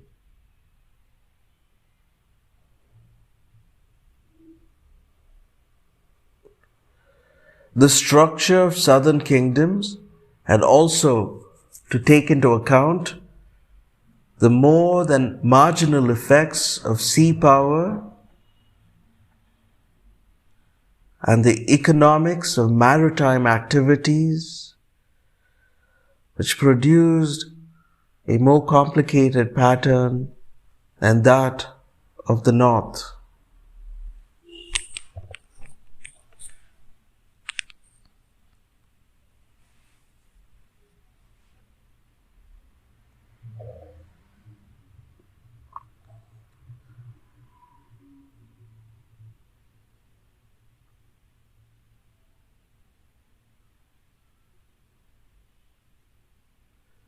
The purpose of indicating the changing outlook of historical writing on India is not to dismiss the work of the early historians as being without value or to denigrate the importance of their scholarship. The inadequacies of their interpretation were often the inadequacies of their time. For a historian is frequently far more representative of his age than he is aware. Despite their shortcomings, these studies laid the foundations of the history of India and gave a firm chronological framework around which fresh interpretations can be constructed, which will place the ideas and institutions of Indian civilizations in their correct perspective. The historian of India has, in the past, been regarded primarily as an Orientalist. In the days when Orientalists were those who studied languages and cultures of Asia, and whose studies in the popular mind at any rate were fragrant with exotica.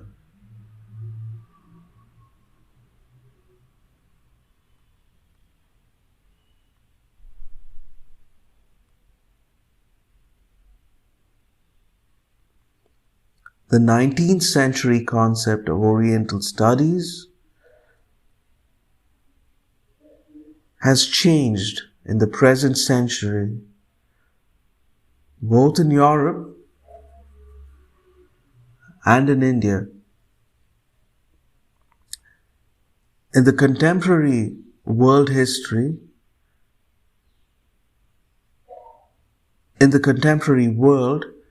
history is being increasingly regarded as part of the social sciences and less as the study of classical cultures per se. This newly developing interest seeks to ask a different set of questions from the Indian past, different from those asked by the Orientalist. Difference is largely one of changing historical emphasis.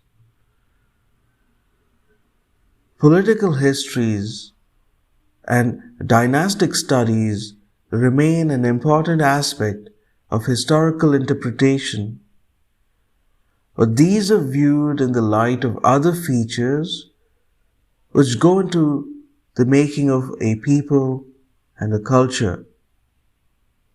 Changes in the political pattern are inextricably entwined in changes in the economic structure, and those in turn have a bearing on social relationships. If a religious movement finds a large following, then its attraction must have some relevance to the kind of people who support it. A new language and new literature can only emerge if they fulfill a need for the society in which they are rooted.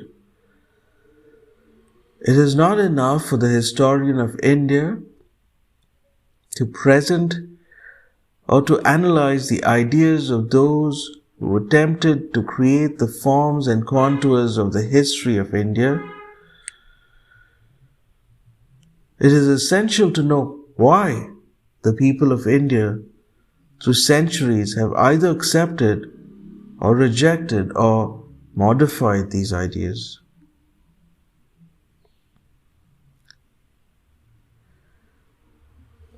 An attempt has been made in this book to anticipate a few of these questions. The purpose of the book has been to indicate the institutions and events which have contributed to the evolution of Indian culture.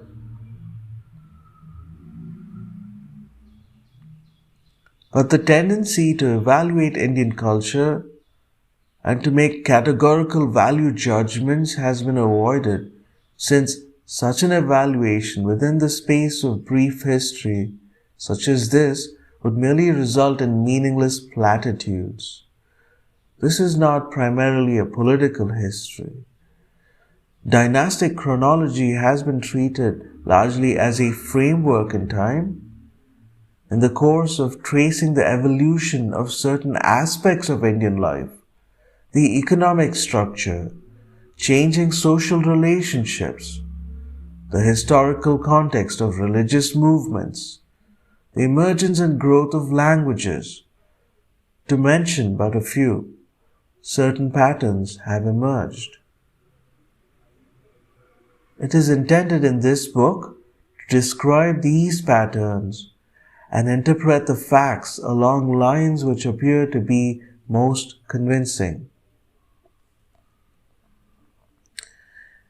In recent years, the early history of India has been enriched by the incorporation of evidence provided by two new techniques: the systematic study of society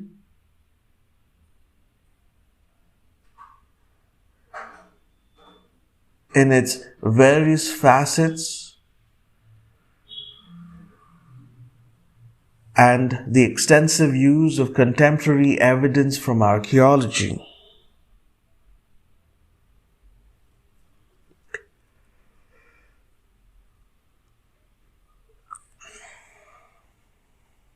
The importance of the former lies in the fact that indicates the possibilities of new ways of approaching the Indian past and of posing questions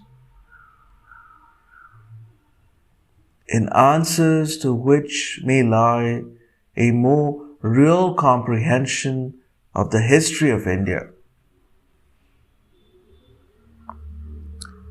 Such an approach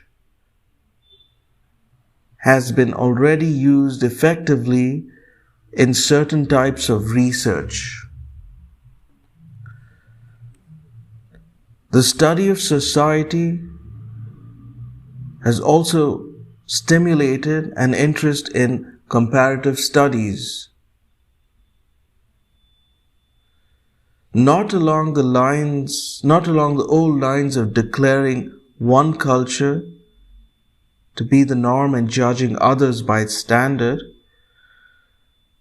but rather in terms of comparative analysis of many cultures.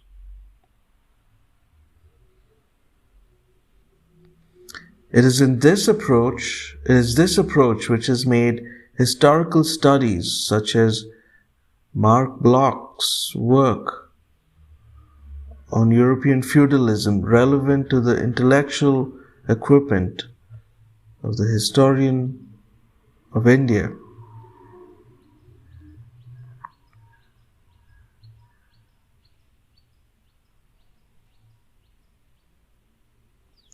Archaeology has provided tangible, three-dimensional facts in the material remains discovered through survey and excavation. These facts not only corroborate literary evidence and provide statistical data, but they also help to fill in the gaps, particularly in the earliest period of Indian history. Evidence on Indian prehistory obtained in the last 15 years has been of considerable value in suggesting the origins of later patterns of culture. Even a superficial familiarity with the archaeological picture of the subcontinent in the centuries preceding the historical period is helpful in understanding the early history of India.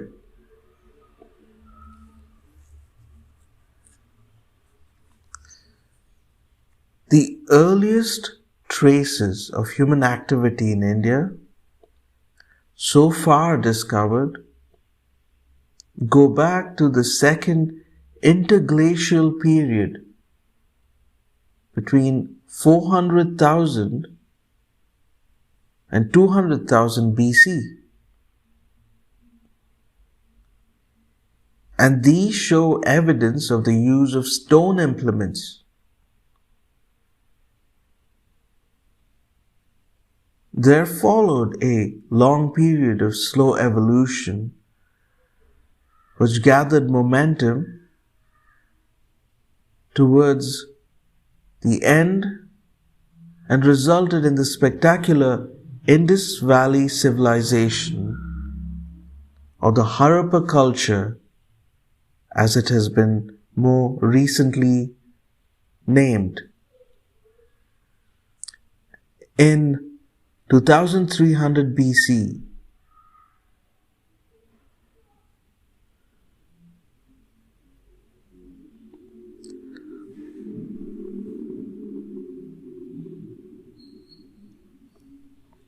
the antecedents of the Harappa culture are the village sites of the Baluchistan hills, the Nal culture, and of the Makran coast to the west of the Indus Delta, the Kuli culture and certain of village communities along the rivers in Rajasthan and Punjab.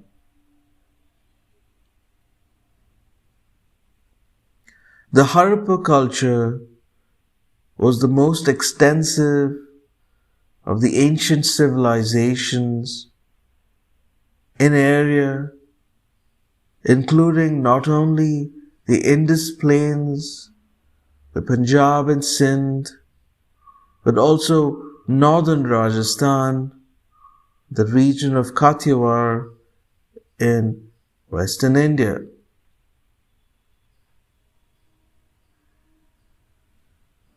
It was essentially a city culture, and among the centers of authority were two cities of Mohenjo-daro and Harappa. These were maintained from the surplus produce of the country judging by the elaborately constructed granaries found in both cities.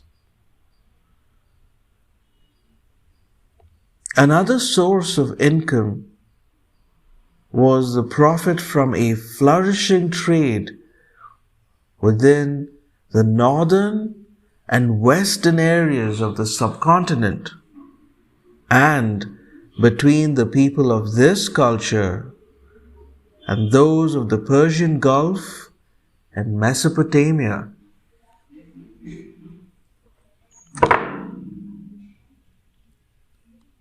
The cities show evidence of an advanced sense of civic planning and organization. Each city was divided into the citadel area, where the essential institutions of civic and religious life were located, and the residential area, where the urban population lived. Among the many remains of the Harappa culture, perhaps the most puzzling are the seals, small, flat, square, or rectangular objects with a pictorial motif, human or animal, and with an inscription. The latter remains undeciphered and holds promise of interesting information when it can be finally read. These seals, numbering about 2,000, appear to have been the tokens of the merchants, or possibly they were connected with the produce of the countryside which was brought into the cities.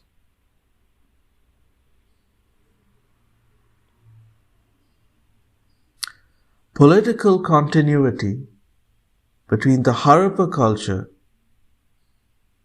and the later Aryan culture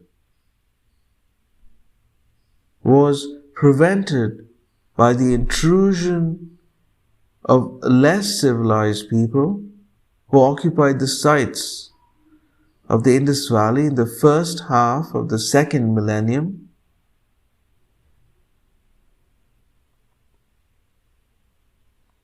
BC. By 1700 BC, the Harappa culture had declined, and the migration of Indo-Aryans from Iran in about 1500 BC introduced new features into the cultural background of northwestern India. This region of the subcontinent was always to remain in communication with areas to the north and west of the Indus River and the Hindu Kush Mountains. Sometimes it was absorbed into the politics of these regions and became part of their cultural complex. Similarly, Western India retained contact with the maritime areas to the west. Those of Persian Gulf and Red Sea. Similarly, Western India remained in contact with maritime areas to the west, those of the Persian Gulf and the Red Sea. This tended to emphasize the separateness of the developments in the Indus and the Ganges plains.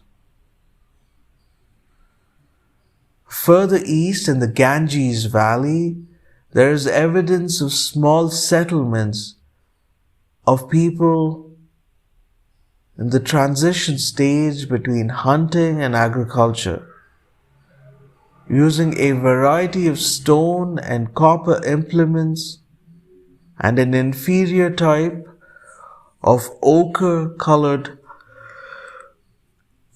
pottery. These were presumably the people whom the Indo-Aryans met when they moved into the Ganges Valley,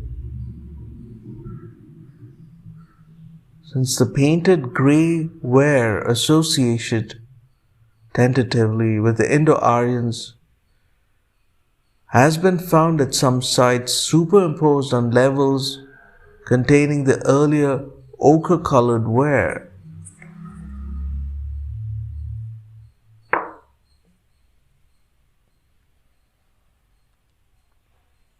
The painted grey ware sites have been found in the western half of the Ganges Valley and range in date from 1100 to 500 BC. More recently, iron has been found at some of the earlier sites, which may lead to an earlier date for the use of iron in India than generally accepted one of 800 BC.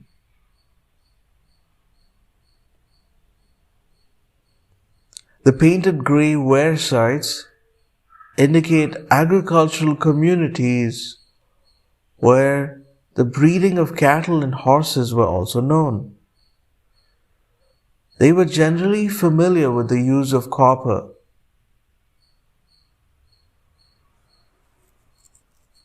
The horse is conspicuously absent at Harappan sites, and this evidence is used as one of the bases for tentatively suggesting that the painted grey ware sites have been those of the Aryan culture. The evidence so far available from these sites is in broad agreement with the certain descriptions of Aryan culture in the Vedic sources.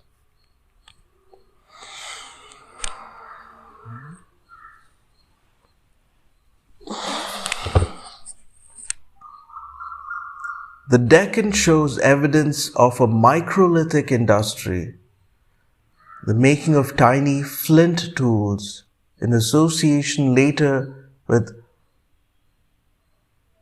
Chalcolithic culture, where bronze and copper were used together with stone.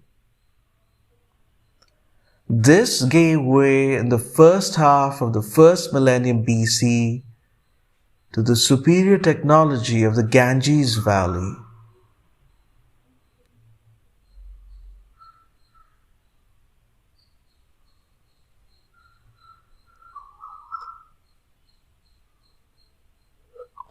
As is apparent from the introduction of iron and subsequently of a special type of pottery, the northern black polished ware, both of which are associated with Aryan culture of the Ganges Valley.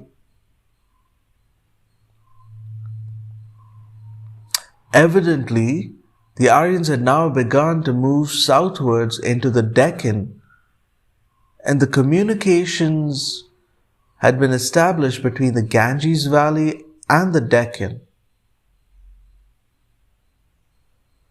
The Deccan was being prepared for the role it was to play for many centuries in the history of the subcontinent, that of the bridge between the north and the south. Not only did it receive elements of Aryan culture from the north, but by about 300 BC, the sites of Lower Deccan were in contact with the megalithic culture of the extreme south of India.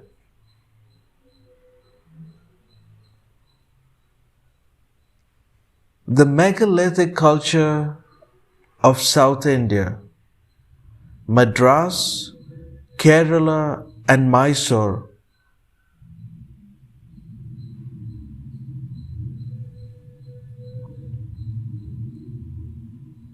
has close similarities with the megalithic cultures of the Mediterranean and may have arrived in South India from Western Asia.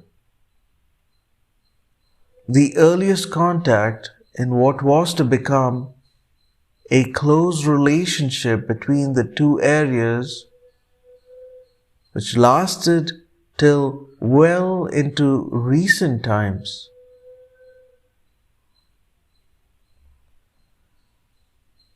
South Indian megaliths or burial monuments were either rock-cut cave sepulchres or else circular enclosures in the midst of which were rectangular stone cysts or pottery sarcophagi containing bones and such grave furnishing as were customary. Example, a special black and red ware. These monuments are generally found in the vicinity of fertile land irrigated from tanks built specially for storing water, which suggested a remarkable degree of cooperative effort on the part of the builders.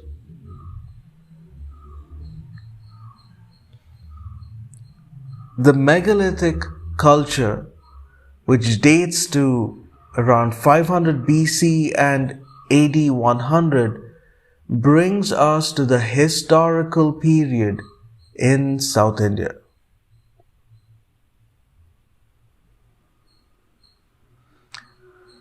The ethnic composition of the people involved in these various cultures was not identical. Ethnological studies have revealed 6 main races in the Indian subcontinent. The earliest was apparently the Negrito, and this was followed by the Proto-Australoid, the Mongoloid, the Mediterranean, and later those associated with the Aryan culture.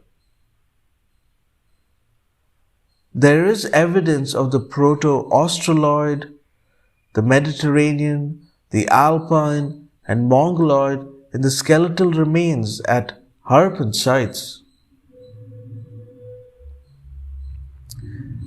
Presumably by this time, the first 5 of the races mentioned above were well settled in India. The Proto-Australoid were the basic element in the Indian population, and their speech was of the Austric linguistic group, a specimen of which survives in the Munda speech of certain primitive tribes. The Mediterranean race is generally associated with the Dravidian culture. The concentration of the Mongoloid people was in the northeastern and northern fringes of the subcontinent, and their speech conforms to the Sino-Tibetan group.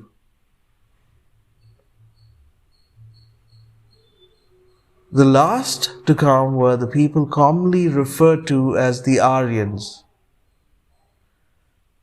Aryan is in fact a linguistic term indicating a speech group of Indo-European origin and is not an ethnic term. To refer to the coming of the Aryans is therefore inaccurate. However, this inaccuracy has become so current in historical studies of early India that it would sound unduly pedantic to refer to the Aryans as the Aryan-speaking peoples.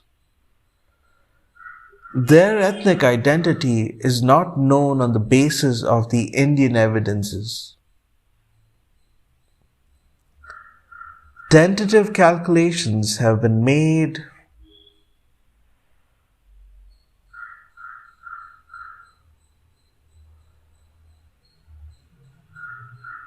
of the population of the subcontinent during various periods, but these remain conjectural.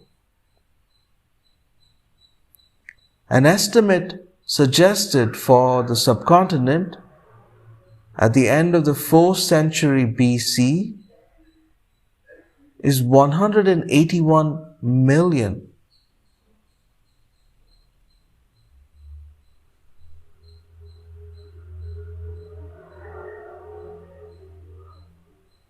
This estimate is based partly on the size of the Indian army as described in Greek sources when referring to the campaign of Alexander of Macedon in northern India.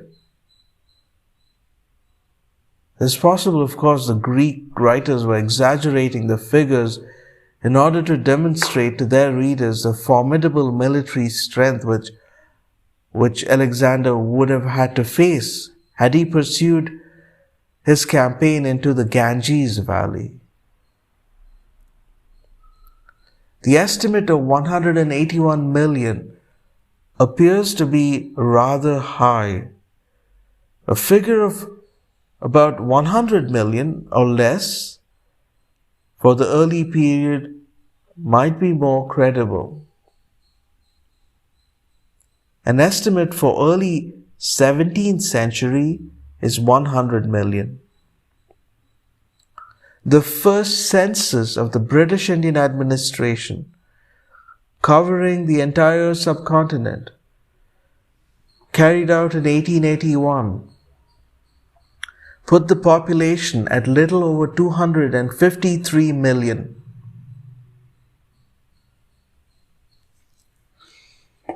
It was against this background of peoples and cultures of Indian prehistory that the Aryan-speaking tribes arrived in the north and made their contribution to Indian civilization.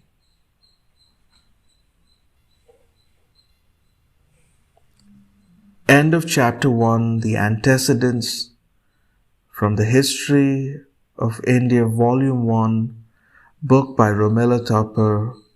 This is a reading by Citizen Zero of India for Vox Olympia audiobooks. Vox Olympia audiobooks are recorded at the studios of the B.L. Himavati Literary Arts Foundation and are recorded for the benefit of children, the reading disabled, the blind, and other people interested in our selection of recorded books.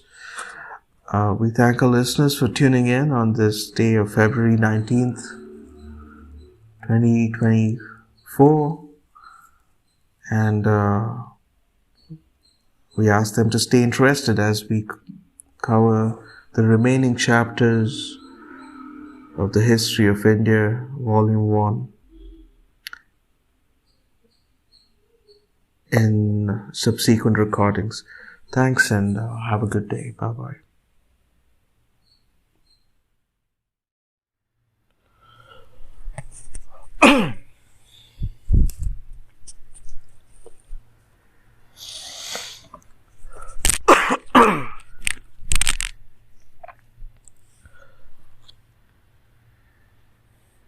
Good evening and welcome to Vox Olympia audiobooks.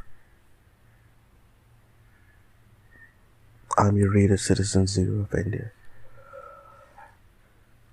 On this day we continue with our readings from the History of India, Volume 1 by Romila Thapar. Vox Olympia audiobooks are recorded for the benefit of the reading disabled, the blind, children, and everyone else interested in our selection of recorded works. Vox Olympia audiobooks are made possible and the generous endowment of Bailey Mount, the Literary Arts Foundation. We thank our listeners for tuning in.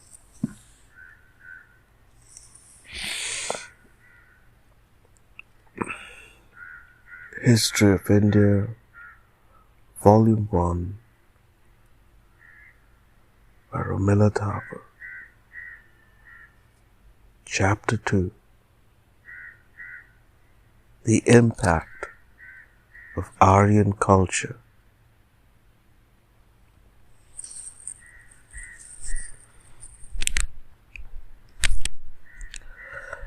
It was once the tradition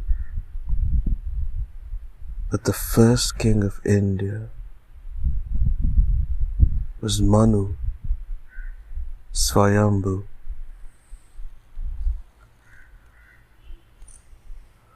The self-born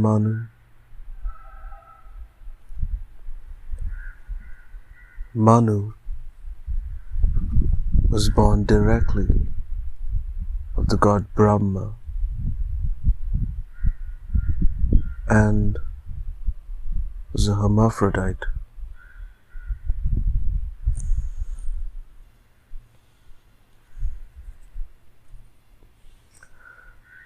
From the female half of his body, he bore 2 sons and 3 daughters, from whom descended a series of Manus.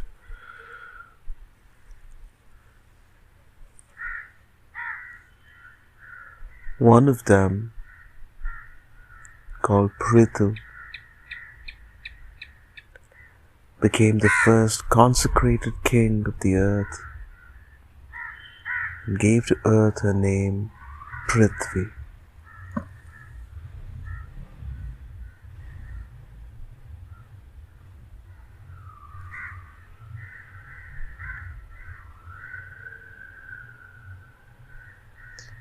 He cleared the forests, cultivated the land, and introduced cattle breeding, commerce, and other activities associated with a settled life. But the 10th Manu was the most famous of them all. It was when he ruled over earth that the great flood occurred, when everything was submerged and only Manu survived. The god Vishnu warned Manu of the flood, and Manu built a boat to carry his family and the 7 sages of antiquity. Vishnu took the form of a large fish to which the boat was fastened, swam through the flood, and lodged the boat on a mountain peak.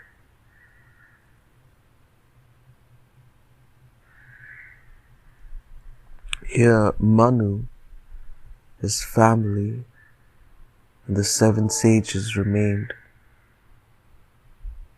until the water had subsided and they could return safely. The human race sprang from Manu and his family, the survivors of the Great Flood.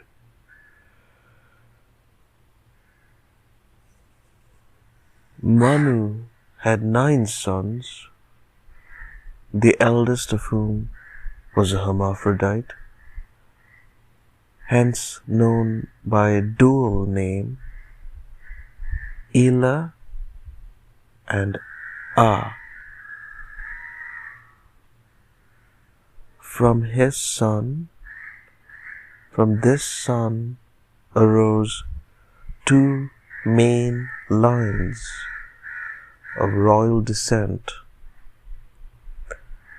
the Solar dynasty, Surya Vamsha from Ela, and the lunar dynasty Chandra Vamsha from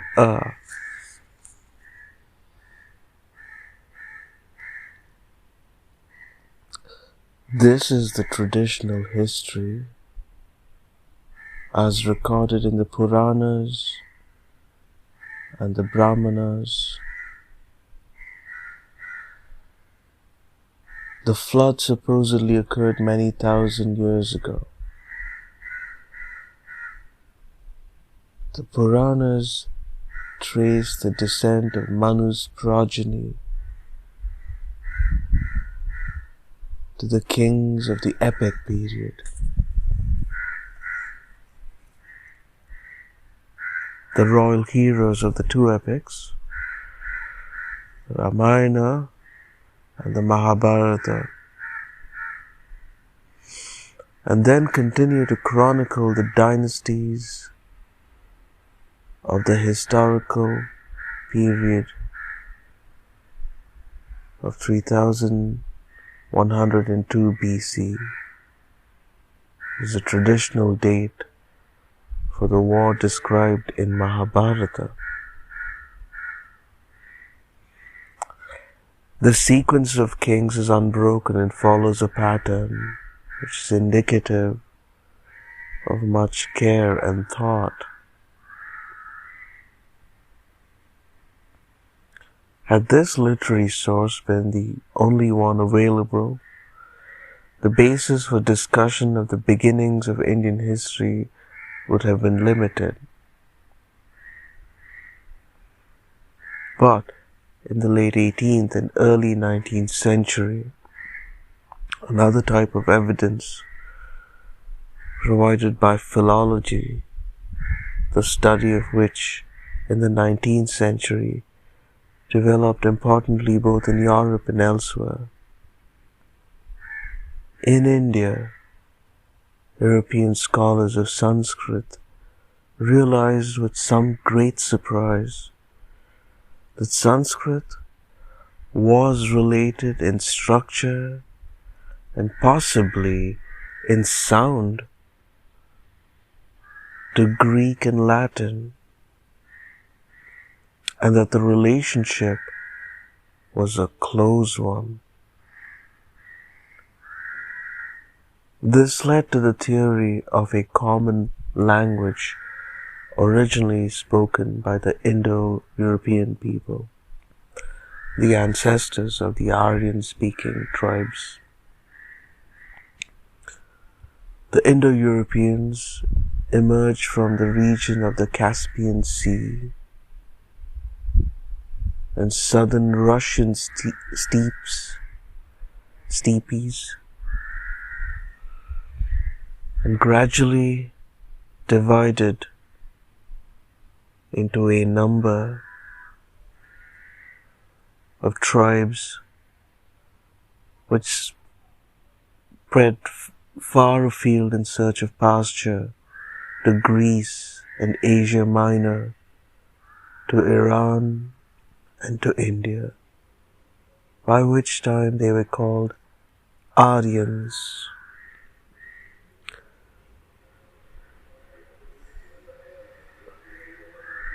Vedic literature that associated with the Aryans in India came in for intensive study, and it appeared to be proved that the beginning of Indian history was to be the coming of the Aryans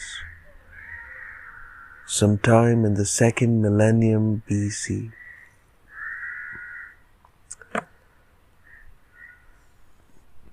But this carefully constructed picture of the past was again to be disturbed in the 20th century.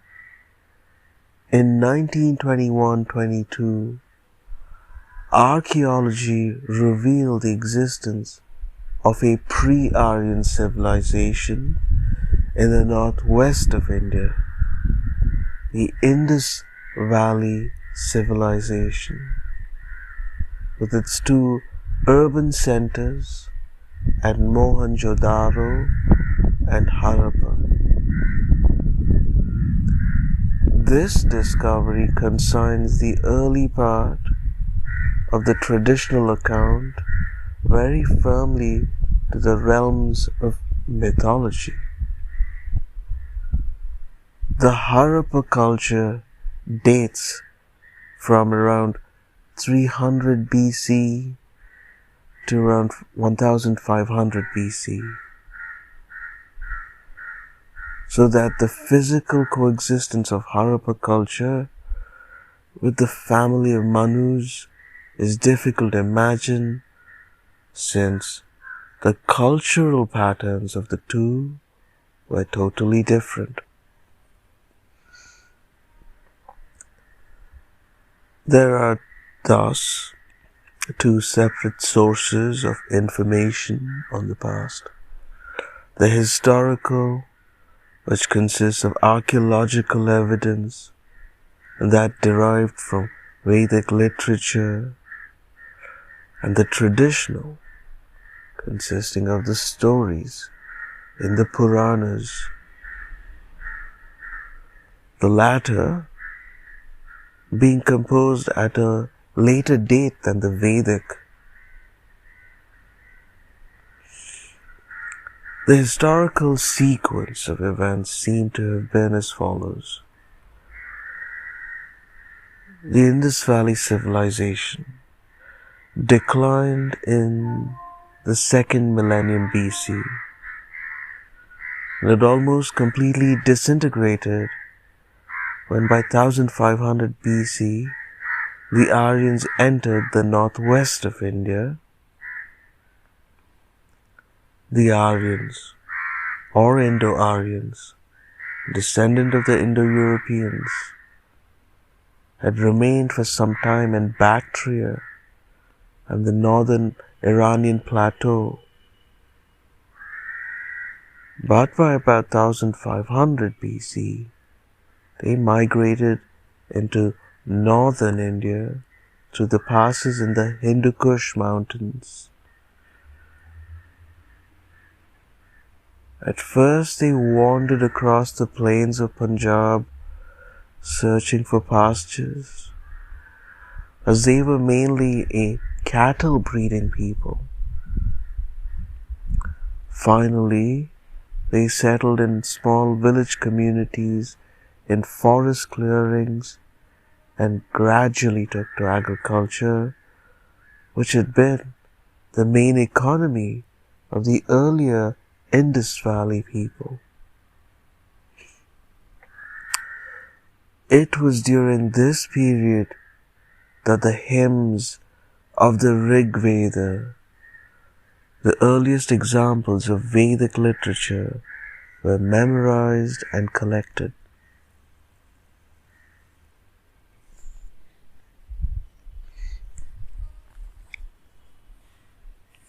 Traditional accounts in Puranas were collected many centuries later, between 500 BC and AD 500. Hence the discrepancy in the events described. They are not entirely mythical, since they contained references to historical events. The name Manu provided the generic base for Manava, meaning mankind.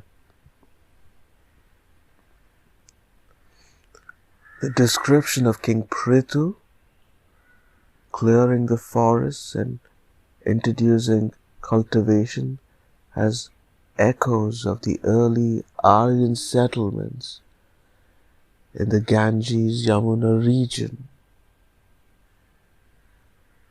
The story of the flood immediately brings to mind the Babylonian legend, also borrowed by the Hebrews in the story of Noah's Ark. In the Indian sources, it may have been a memory from the time when the Aryans were still on the Iranian plateau and in contact with the Babylonians, from whom they may have heard of the flood. Or else it was the same legend derived from the Indus Valley people, who in turn had heard it from the Babylonians.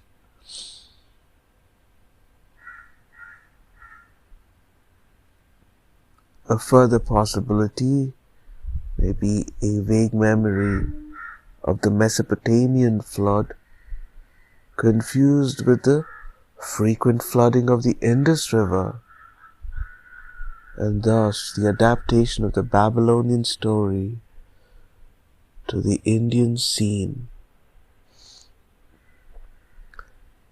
At the time when the Puranas were finally revised and edited, royalty in India began tracing its origin to the solar and lunar lines, and there would naturally be an attempt to connect these with the earliest known king.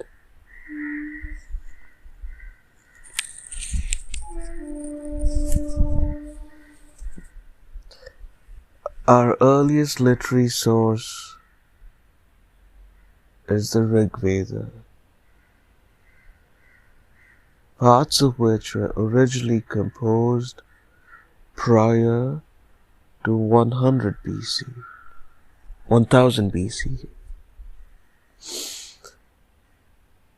Our earliest literary source is the Rig Veda, parts of which were originally composed prior to 1000 BC. The remaining Vedic literature, the Sama, Yajur, and Atharva Vedas, is of a later date. The historical reconstruction of Aryan life and institutions is based on this literature. The two epics, the Ramayana and the Mahabharata, are concerned with events which took place between 1000 and 700 BC, but as the versions which survive date from the first half of the millennium AD, they too can hardly be regarded as authentic sources for the study of the period to which they pertain. Incidents from the epics can be accepted as historically valid if supporting evidence can be found to bear them out. The Mahabharata, as it survives today, is the longest single poem in the world.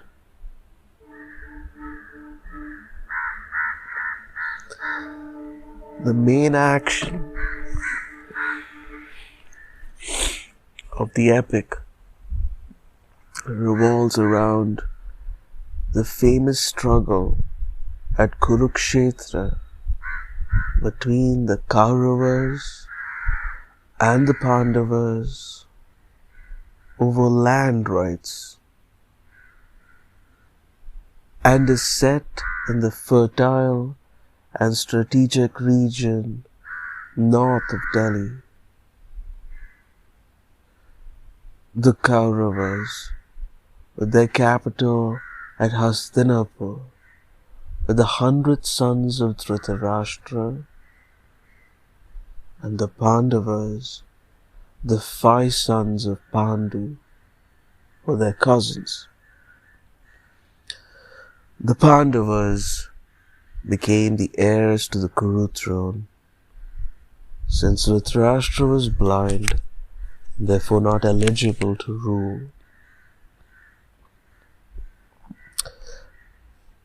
The 5 brothers were resented by the Kauravas, who plotted against them and finally forced them to leave the country. Dhritarashtra, in hope of avoiding a conflict, divided the kingdom and gave half to the Pandavas, who ruled from Indraprastha in the vicinity of Delhi. But this arrangement did not satisfy the Kauravas, who then challenged the Pandavas to a gambling match. The latter lost their half of the kingdom, but as a compromise, they were permitted to retain the kingdom provided they first went into exile for 13 years. At the end of this period, the Pandavas claimed their kingdom, but the Kauravas were unwilling to allow them to rule. So the Pandavas declared war on the Kauravas. The battle between the two, fought on the plain at Kurukshetra, lasted 18 days and resulted in the annihilation of the Kauravas. The Pandavas ruled long and peacefully. They finally renounced the kingdom, installed the grandson of one of the original Pandava brothers, and went to the city of the gods in the Himalayas.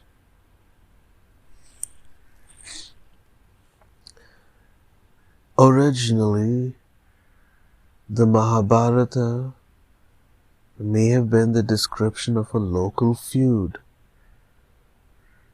but it caught the imagination of the bards, and in its final form, we find all the tribes and peoples of the subcontinent participating in the battle. Its composition is traditionally ascribed to a Brahmin poet, Vyasa, but it is not the work of a single person, since it is no longer the story of the war, but has acquired a number of episodes, some of which are unrelated to the main story, and a variety of interpolations, many of which are important in themselves.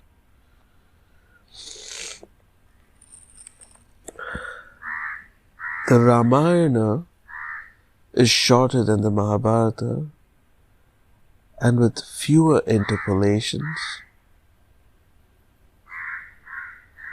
The original version is attributed to the poet Valmiki. The events described in the Ramayana probably occurred somewhat later, since the scene is set further east than that of Mahabharata in eastern Uttar Pradesh. Rama, heir to the king of Kosala, married Sita, the princess of Videha. Rama's stepmother wanted her own son to succeed to the throne of Kosala and contrived successfully to have Rama, Sita, and Lakshmana, one of Rama's younger brothers, banished for 14 years. This exile took the three of them into the forests of the peninsula, where they lived as hermits. But Ravana, the demon king of Lanka, Ceylon, kidnapped Sita. Rama organized an army, taking the assistance of Hanuman, the leader of the monkeys. A fierce battle was fought against Ravana, in which the demon king and his army were destroyed, and Sita was rescued. Sita had to prove her innocence by undergoing the fire ordeal and was eventually reunited with Rama. The 14 years having ended, Rama, Sita and Lakshmana returned to Kosala and were warmly welcomed. Rama was installed as king, and his reign is associated with prosperity and justice. To this day, the term Ramaraja, the reign of Rama, is used to describe a utopian state. The description of Rama crossing the peninsula and conquering Ceylon is clearly a representation of Aryan penetration into the peninsula. As the southern movement of Aryans is generally dated to about 800 BC, the original Ramayana must have been composed at least 50 or 100 years later. An earlier date for the original Ramayana is possible if it is conceded that the conflict between Rama and Ravana is a description of local conflicts between agriculturalists of the Ganges Valley and the more primitive hunting and food-gathering societies of the Vindhya region. The transference of these events to a more southerly location and the reference to Ceylon may have been the work of an editor of a later period. The extent of the geographical knowledge of the Aryans at the time of the Rig Veda can be ascertained by reference in the hymns to various rivers.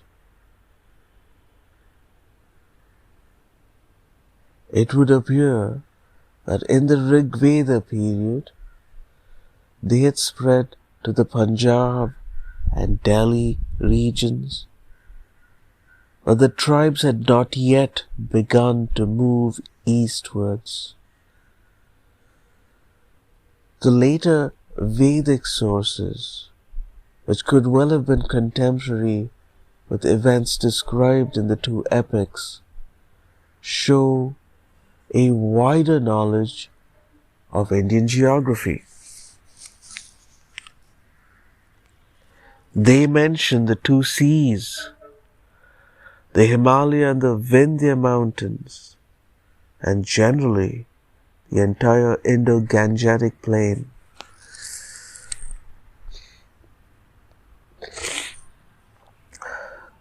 Climatically, the region was far wetter than it is today, and forests covered what are now vast plains and deserts.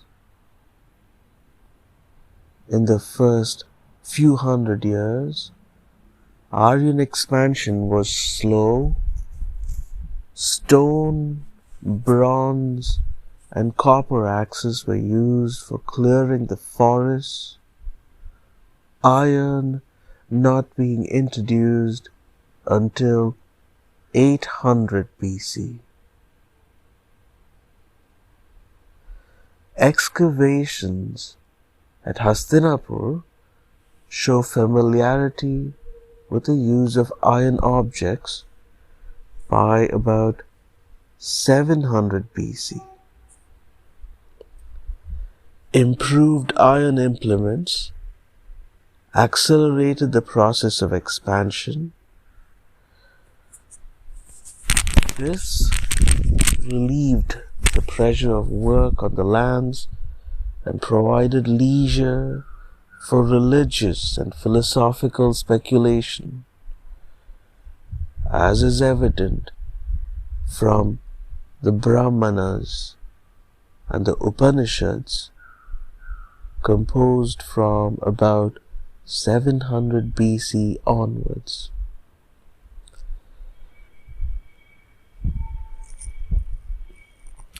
Many of the Rigvedic tribes are mentioned in the hymns, especially when there are references to intertribal conflicts, such as the Battle of the 10 Kings.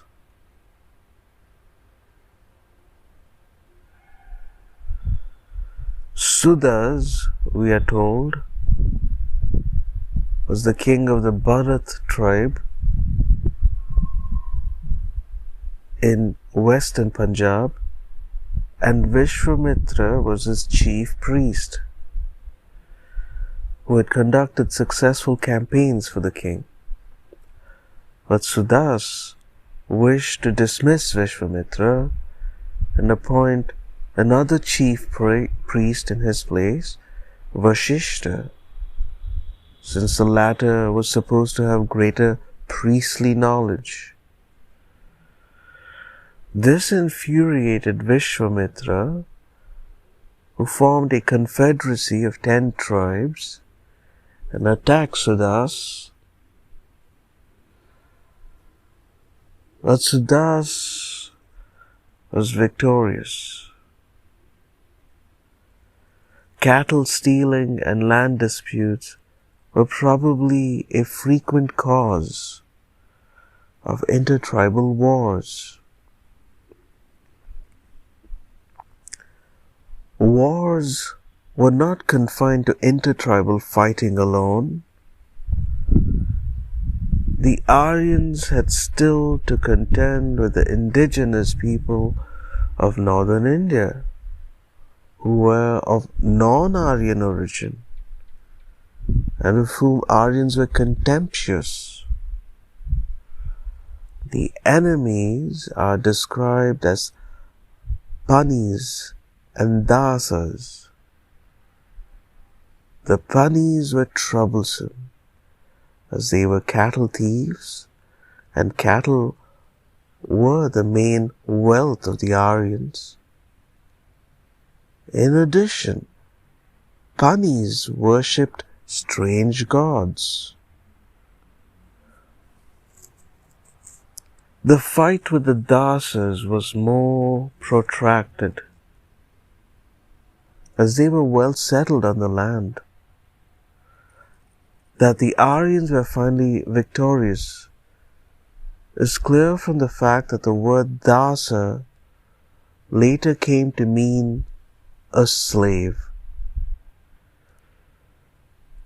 The Dasas were held to be inferior because of their darker color and flat features. So unlike the Aryans, who had fair skin and clear-cut features,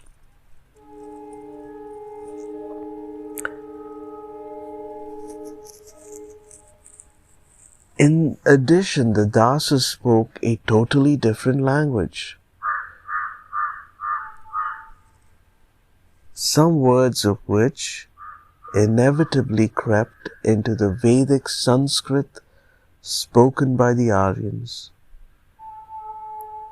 and their living habits were also foreign to the newcomers.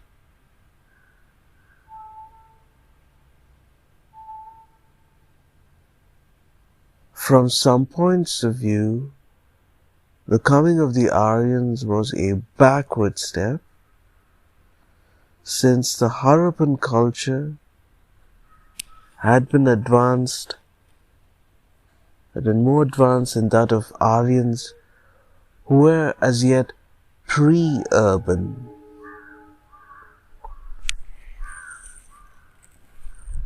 Northern India had to re-experience the process of evolving urban cultures from agrarian and nomadic systems.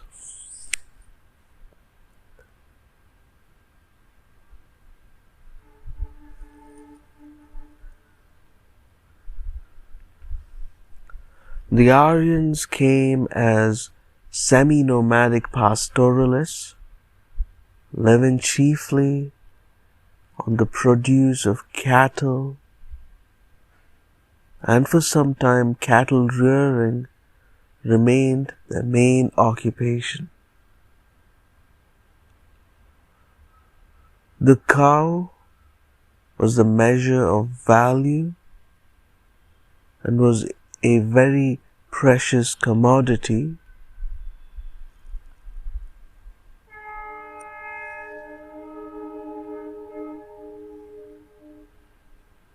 Many early linguistic expressions were associated with cattle.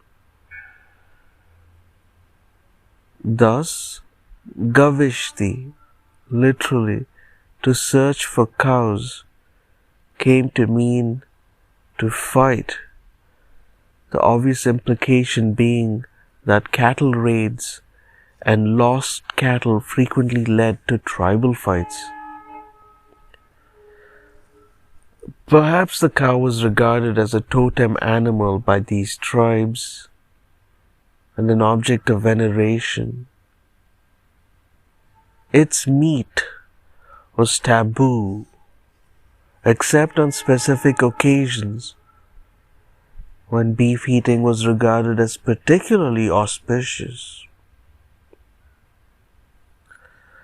The economic value of the cow enhanced the usual veneration given to it. This may have been the origin of the later irrational attitude of regarding the cow as sacred. Of the other animals reared by the Aryans, the horse held the pride of place. The horse was essential to movement, to speed in war, and drew the chariots, both of men and of gods. Of the wild animals, the lion was known earlier than the tiger. The elephant was looked upon as a curiosity and was described as a beast with the hand Mrigahastin, a reference to the trunk. The snake was associated with evil, a common enough association among most primitive peoples. It was also invested with power, perhaps as the result of conflict with the powerful Naga tribes who worshipped snakes.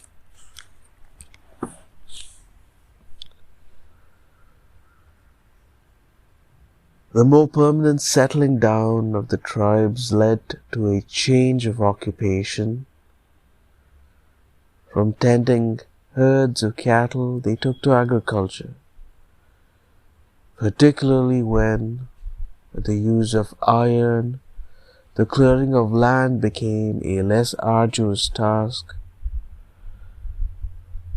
Fire played its part in the process, and no doubt some of the forests were burnt. However, wood being a material basic to Aryan life, cutting rather than burning forests was probably a more usual means of clearing the land.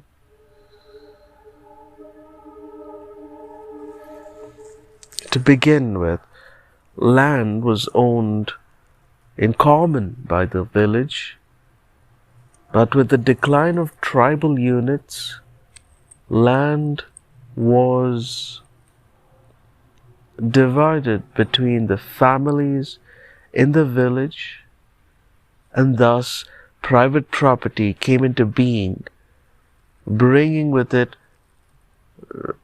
related problems of ownership, land disputes, and inheritance. The change to agriculture led to a wider range of occupations. The carpenter remained a highly honored member of the community,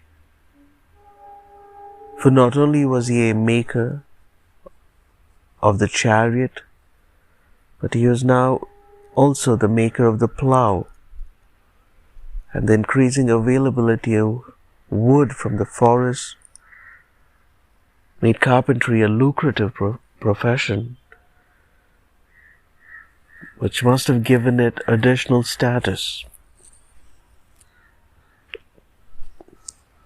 Other essential members of the village community were the metal workers using copper, bronze and iron, the potter, the tanner, the reed worker, and the weaver.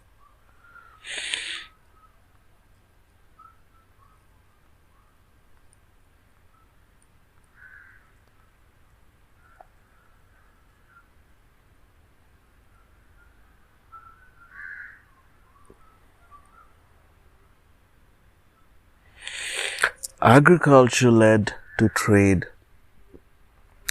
With the clearing of the land eastwards along the Ganges Valley, the river became a natural highway of trade.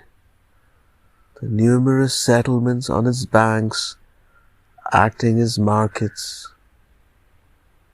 The more wealthy landowners who could afford to employ others to cultivate the land were the potential traders, since they had both leisure and capital. Thus, the trading community arose from an originally land-owning section of society to start with. Trade was restricted to local areas, and the Aryans probably did not venture very far afield. Yet there are references in the Rig Veda to ships and sea voyages, which could not have been entirely imaginary. The West Asian maritime centers along the Persian Gulf may have attempted to retain as much of the Indian trade from the time of the Harappa people as was possible, although more than likely this trade was restricted to the coastal areas and probably did not make a significant impact on the Aryan economy.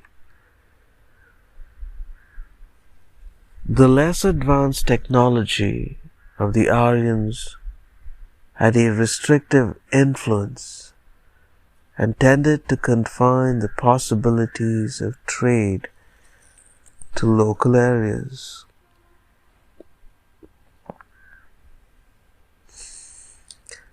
Barter was the common practice in trade, the cow being the unit of value in large-scale transactions,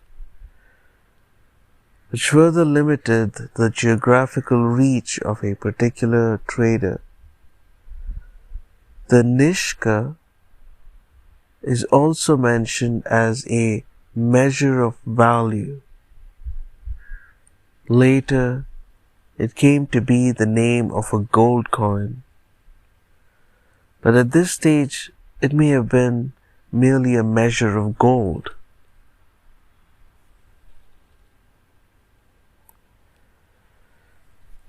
The emerging political organization of the Aryans can be traced in some of their legends on the origin of government. The gods and demons were at war, and the gods appeared to be losing, So they gathered and elected a king amongst themselves to lead, and eventually they won the war. This and similar legends reflect the coming of the idea of kingship.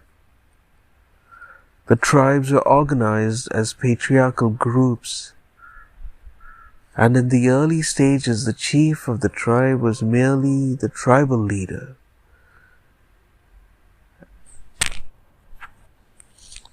As the need for protection grew, the more capable protector was elected chief, and he gradually began to assume privileges generally associated with kingship. The rapid development of monarchies was kept in check, however, by the two tribal assemblies, the Sabha and the Samiti, the precise functions of which are not definitely known. The Sabha may have been the council of the tribal elders, and therefore more exclusive, whereas Samiti may have been a general assembly of the entire tribe. Among the tribes which had no elected monarch, their assemblies exercised the function of government and authority, and such tribes were by no means rare. Political units tended to be small, particularly if they were kingdoms, since the king was still largely a tribal chief with special powers. To begin with, the Vedic king was primarily a military leader whose skill in war and the defense of the tribe were essential to his remaining king.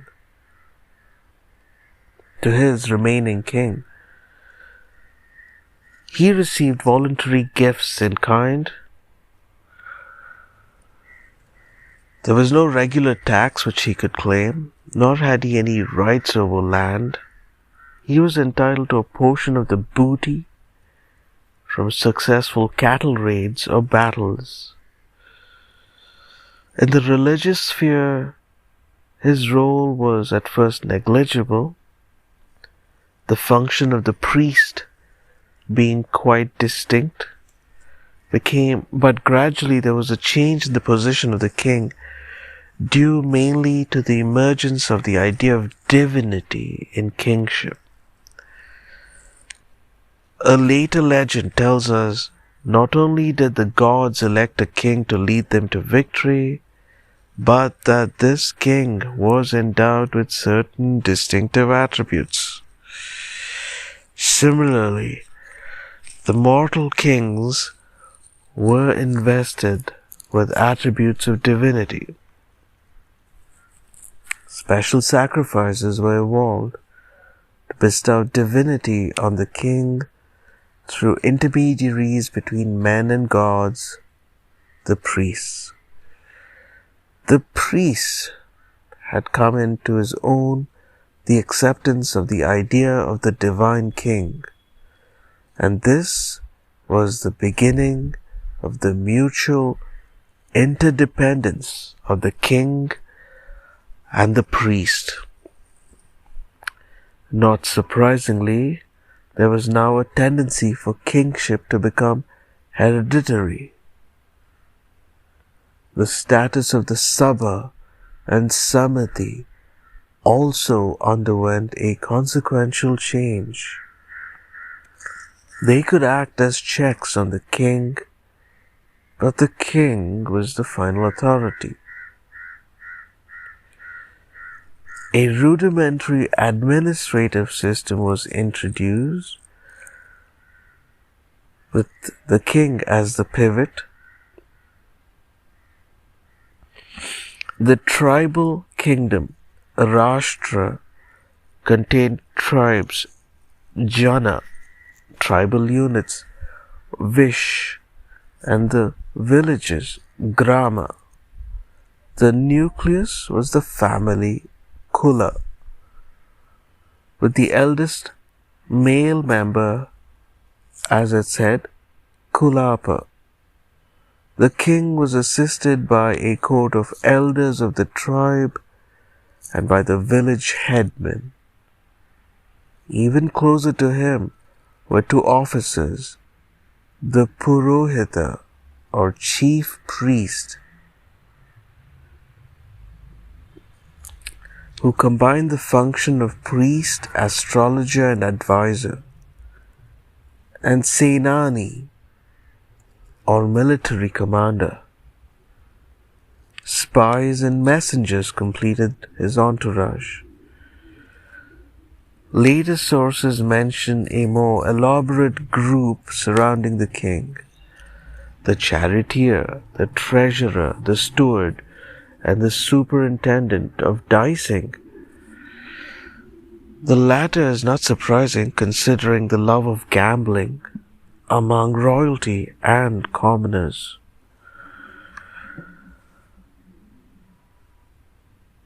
When the Aryans first came to India, they were divided into three social classes: the warriors or aristocracy, the priests, and the common people.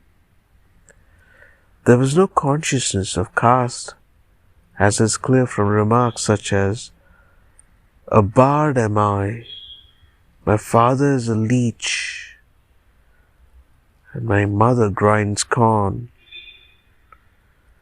Professions were not hereditary, nor were there any rules limiting marriages within these classes, or taboos on who one could eat with. The three divisions merely facilitated social and economic organization. The first step in the direction of caste as distinct from class was taken when the Aryans treated the dasas as beyond the social pale, probably owing to the fear of the dasas and even greater fear that assimilation with them would lead to a loss of Aryan identity. Ostensibly, the distinction was largely that of color, dasas being darker and of an alien culture. The Sanskrit word for caste, varna, actually means color. The color element of caste was emphasized throughout this period and was eventually to become deep-rooted in North Indian Aryan culture. Initially, therefore, the division was between the Aryans and the non-Aryans. The Aryans were Dvija, or twice-born castes, the first being the physical birth and the second initiation into the caste status, consisting of the Kshatriyas, warriors and aristocracy, the Brahmins,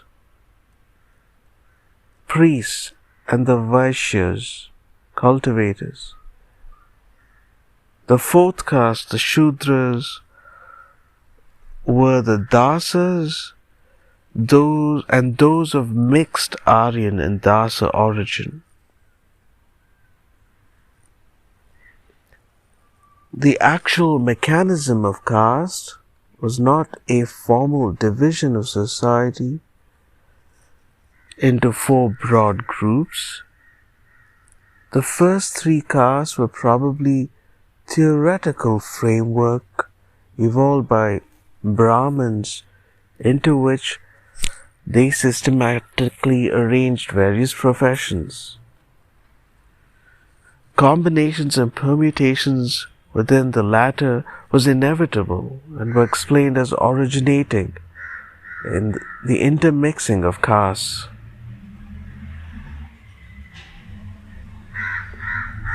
The fourth caste, however, appears to have been based both on race as well as occupation, as was also the case later with the emergence of the outcasts, whose position was so low that in later centuries even their touch was held to be polluting. The caste status of an occupation could change over a long period. Gradually, the Aryan Vaishyas became traders and landowners, and Shudras moved up the scale to become cultivators, though not in the conditions of serfs. Aryan ascendancy over Dasas was now complete. But although Shudras were permitted to cultivate the land, they were still excluded from Dvija status and were to remain so, an exclusion which prevented them from participating in Vedic ritual and led them to worship their own gods. This vertical division of society made it easier in later centuries to accept new ethnic groups, each new group to arrive in India took on the characteristics of a separate subcaste and was therefore assimilated into the larger caste structure. The position of the new caste in the hierarchy was dependent on its occupation and on occasion on its social origins.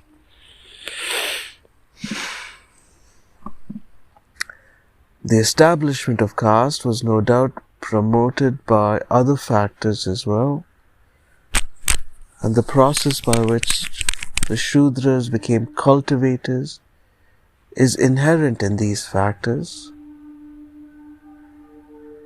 With the transition from nomadic pastoralism to a settled agrarian economy, specialization of labor gradually became a marked feature of Aryan society.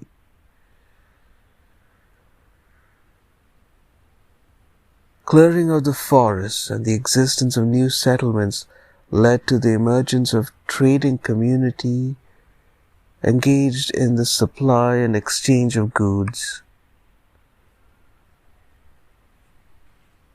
There was thus a natural separation between agriculturalists and those who cleared and colonized the land, and the traders, those who established the economic links between the settlements, the latter coming from the class of wealthier landowners who could afford economic speculation. The priests were, in any case, a group of themselves. The warriors led by the king believed their function to be solely that of protection.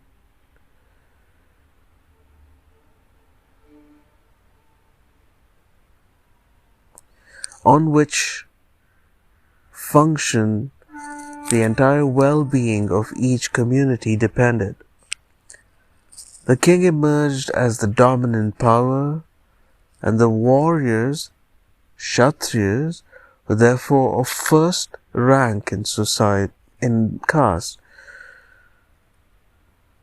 The priests, Brahmanas, came next, followed by the more prosperous landowners and traders, Vaishyas, and finally the cultivators, Shudras. The priests were not slow to realize the significance of such a division of society and the supreme authority which could be invested in the highest caste.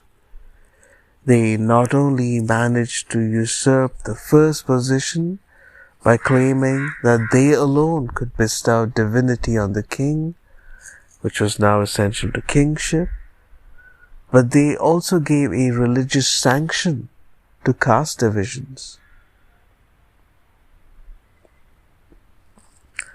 A later hymn of the Rig Veda provides a mythical origin of the caste. Quote, when the gods made a sacrifice with the man as their victim, and they divided the man into how many parts did they divide him? What was his mouth? What were his arms? What were his thighs and his feet called? The Brahmana was his mouth, of his arms were made the warrior, his thighs became the Vaishya, of his feet the Shudra was born.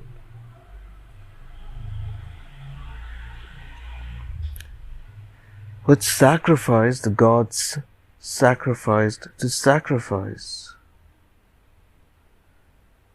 These were the first of the sacred laws. These mighty beings reached the sky. Where are the eternal spirits, the gods? End quote. The continuance of caste was secured by its being made hereditary.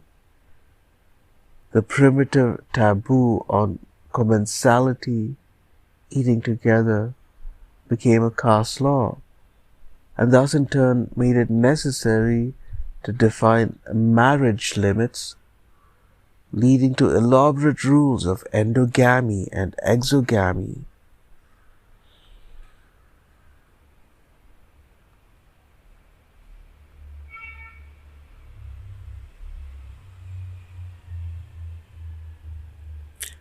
The basis and continuance of the caste system depended not on the fourfold division, but on the vast network of subcastes, which was intimately connected with occupation.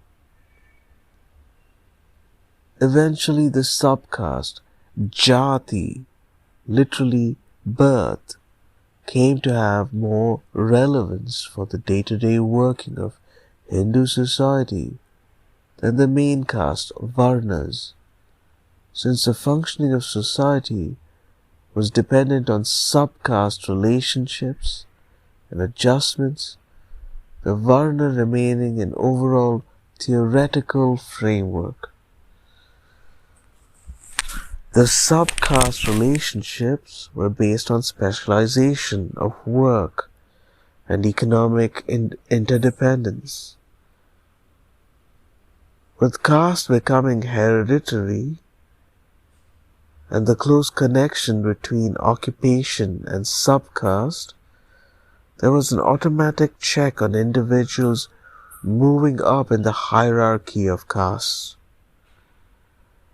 Vertical mobility was possible to the subcaste as a whole and depended upon the entire group acting as one and changing both its location and its work. An individual could express his protest only by joining a sect which disavowed caste,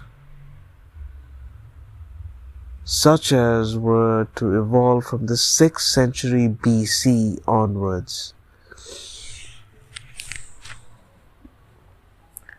The unit of society was the family, which was patriarchal. A number of families constituted a sept, grama, from which word was later used for village, suggesting that the village in the early settlements were related. The family unit was a large one, generally extending over 3 generations, with the male offspring living together. Very early marriages were not customary, and there was a fair amount of choice in the selection of a mate. Both dowry and bride price were recognized. The birth of a son was especially welcome in an Aryan family, for the son's presence was essential at important ceremonies. The position of women was on the whole free, and it is curious that unlike the Greeks, the Indo-Aryans did not attribute much power to their goddesses, who remained gentle figures in the background. A widow had to perform a symbolic self-immolation at the death of her husband. It was not clear whether the rite was restricted to the aristocracy alone. It may have been the origin of the practice of sati, when in later centuries a widow actually burnt herself on her husband's funeral pyre. That sati was merely symbolic during the Vedic period seems evident from the fact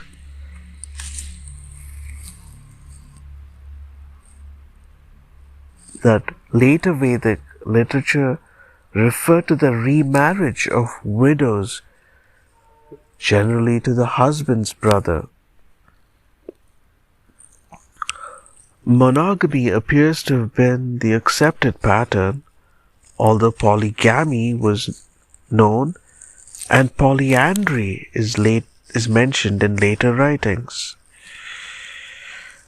Marriage within related groups was strictly regulated. The Aryans had a terror of incestuous relationship, although it seemed permissible in some cases amongst the gods. Mankind is said to have descended from primeval twins. Yet when Yami, the sister of Yama, the god of death, declares her love for her brother Yama rejects her. It is curious that the god of death is associated with the incest theme, suggesting the abhorrence of incest was equated with the fear of death. The house was a large, all-inclusive structure with family and animals living under the same roof. The family hearth was particularly venerated, and the fire was kept burning continuously. The houses were built round a wooden framework. The room was held by a pillar at each of the 4 corners and a cross beam around which were constructed walls of reed stuffed with straw.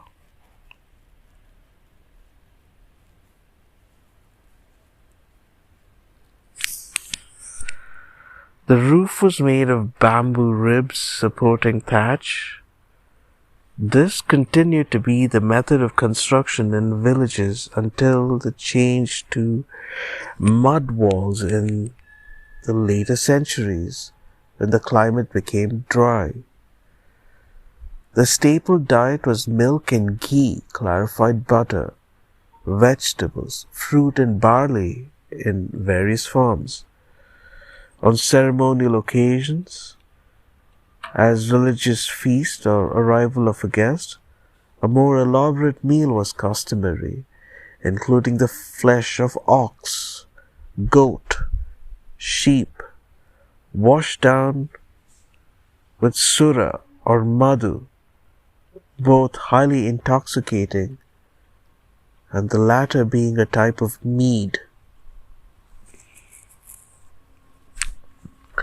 Clothes were simple, more people wearing only a lower garment or a cloak, but ornaments were more elaborate, clearly a source of pleasure to their owners. Leisure hours were spent mainly in playing music, singing, dancing and gambling, and chariot racing for the more energetic.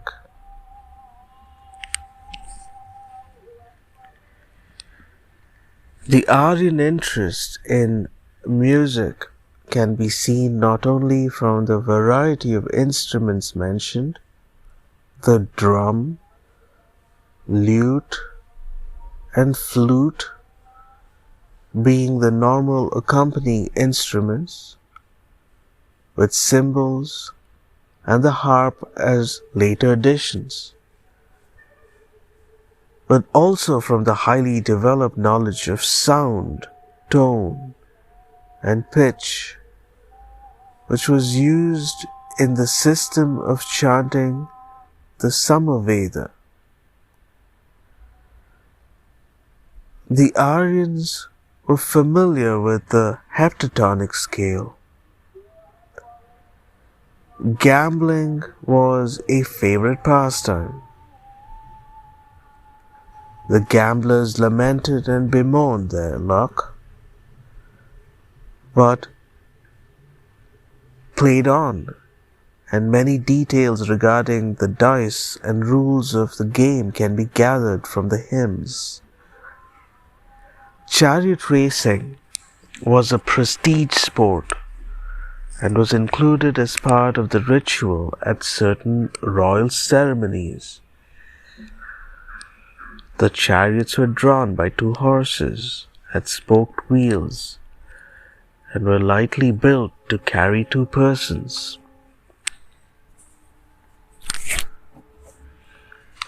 Despite the fact that the Harappan people had used a script, the Aryans themselves had no writing until much later. It is possible that a script came to be used by about 700 BC, since there are references to writing as a normal activity by 500 BC. Judging from the earliest specimens found in India, the stone inscription of the Emperor Ashoka of the 3rd century BC, the early script may have been influenced by a Semitic system of writing. During the earlier Vedic period, instruction remained entirely oral. There is a delightful description of frogs gathering and croaking during the rainy season, echoing each other's voices, a description which is compared with the pupils repeating lessons after the teacher. However, the method of memorizing was highly systematic. In the later Vedic period, the institution of brahmacharan had become regularized. The student who lived with the teacher for a number of years away from urban life.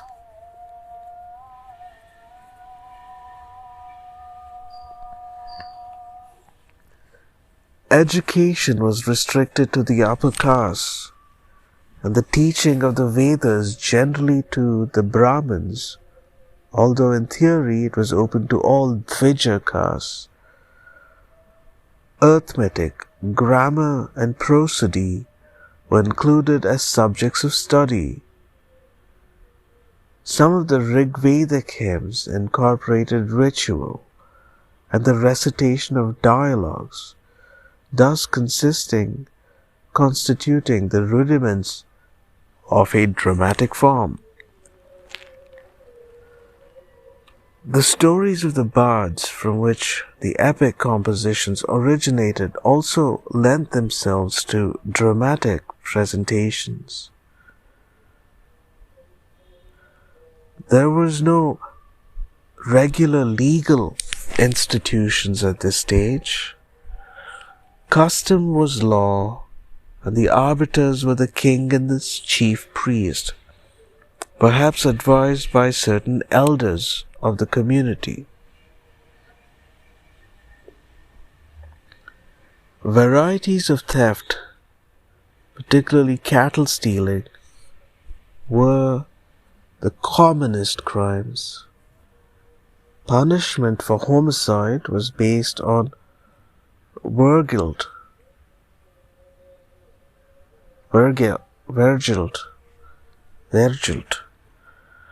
and the usual payment for killing a man was 100 cows.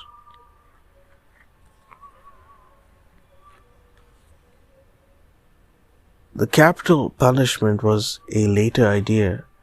Trial by ordeal was practiced, the culprit having to prove his innocence by placing his tongue on a heated axe head. In later Vedic sources, there are references to problems relating to land disputes and inheritance.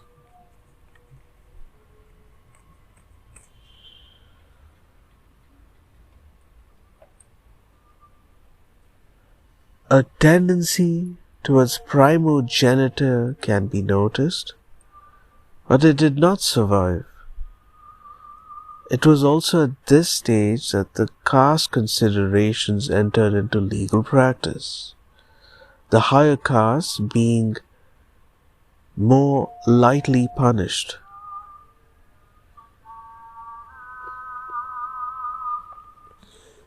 As in the case of caste, religious worship to begin with also followed Aryan and non-Aryan forms.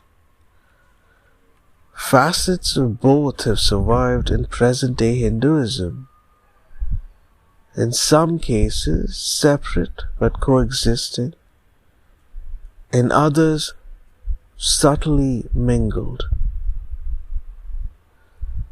The Harappa people worshipped the symbols of fertility, the mother goddess, the bull, the horned deity, and sacred trees, and these have continued in Hindu worship.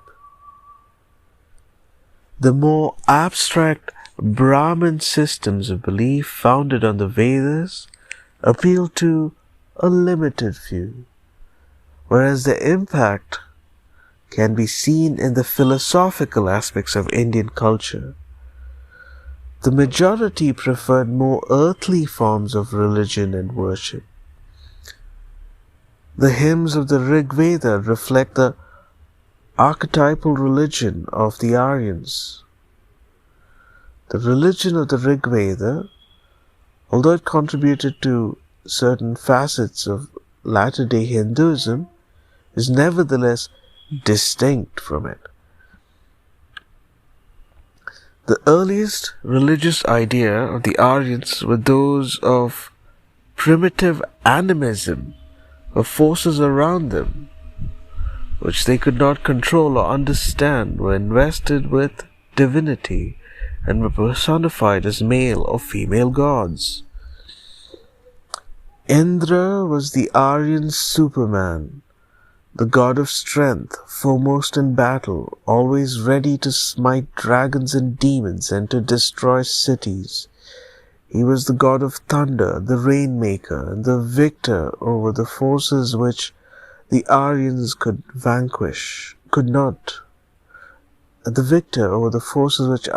not vanquish. Agni, the god of fire, received many beautiful tributes. He dominated the domestic hearth. Marriages were solemnized in the presence of fire, as they are to this day in Hindu rites. Fire was the purest of the 5 elements and was therefore held in particular esteem. It was also the intermediary between gods and men. The older gods can be traced back to the Indo-European past. Among them, Darius or Zeus was the father god, but had lost his position of prominence in the Vedic pantheon.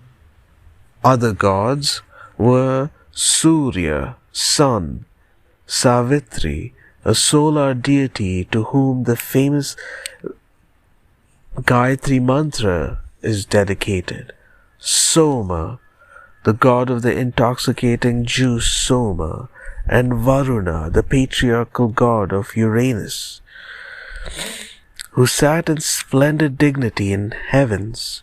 Yama, the god of death, had a prominent place. For the rest, the cosmos was peopled by a large variety of celestial beings of every shape and description. The Gandharvas, the Apsaras, the Maruts, the Vishwadevas, and the number of these could be multiplied as and when desired. The worship of man-made object was a subsidiary part of the religious ritual. Hymns were dedicated to the power residing in the sacrificial implements, especially the sacrificial altar, to the stones used for pressing the soma plant, to the plough, weapons of war, drum, and mortar and pestle.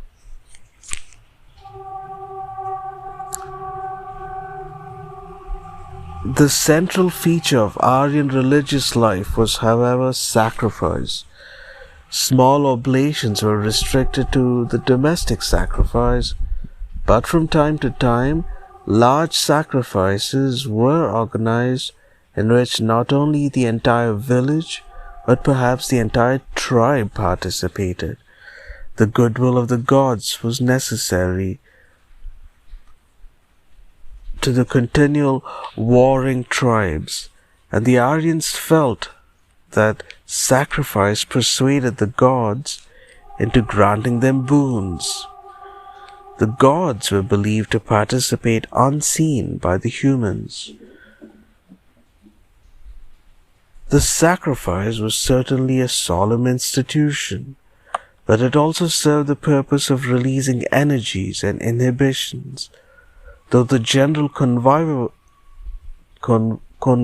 conviviality which followed at the end of the sacrifice, and particularly after the liberal drinking of soma.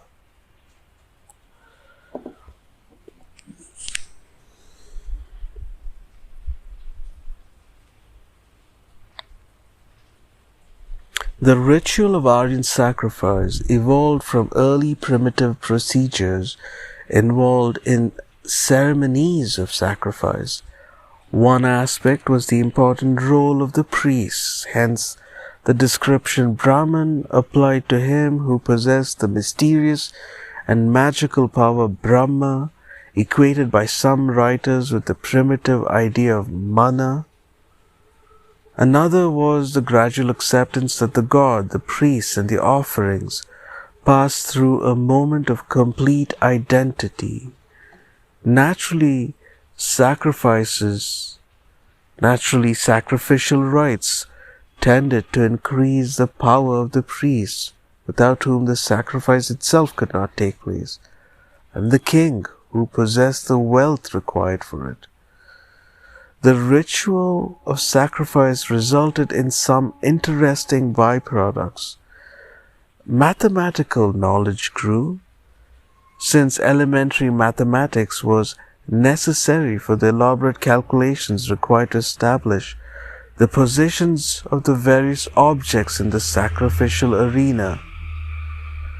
The frequent sacrifice of animals led to some knowledge of animal anatomy, and for a long time anatomy was more advanced than physiology or pathology. The Aryan conception of the universe was a limited one. The world grew out of a vast cosmic sacrifice and was maintained by the proper performing of sacrifices. Yet this idea was not entirely accepted, as is evident from the later creation hymn composed towards the end of the Vedic period, which doubts the birth of the universe and postulates creation emerging from nothing. Quote, "Then even nothingness was not, nor existence. There was no air then, nor the heavens beyond it. Who covered it? Where was it? In whose keeping? Was there then cosmic water in depths unfathomed?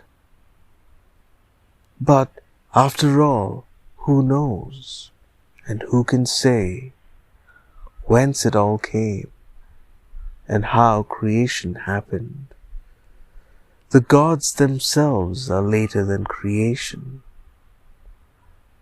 So who knows truly whence it has arisen?"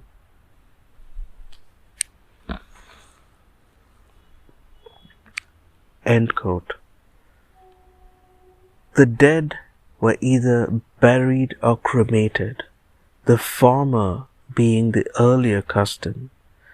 The erection of a standing post or a barrier suggests burial in a mound surrounded by post circles, reminiscent of Bronze Age Europe.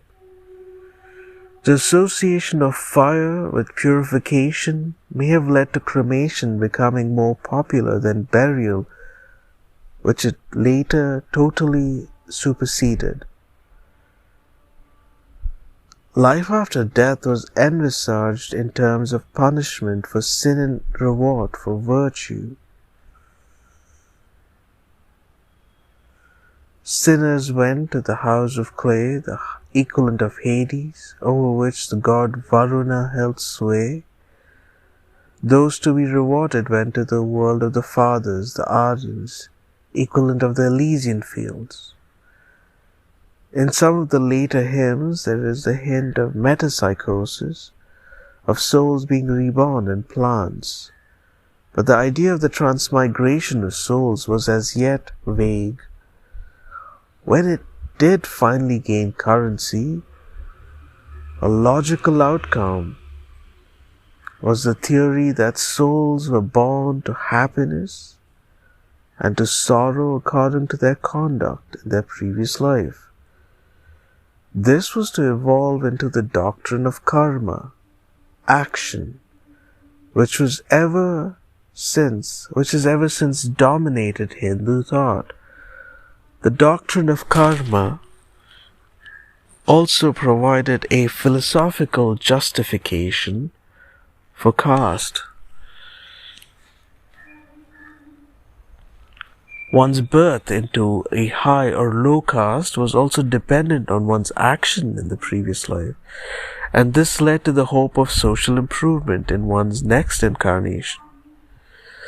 The doctrine of karma came to be systematized in the broader concept of dharma. The word defies translation into English, but in this context can perhaps be best described as the natural law. The natural law of society was the maintaining of the social order, in fact the caste laws.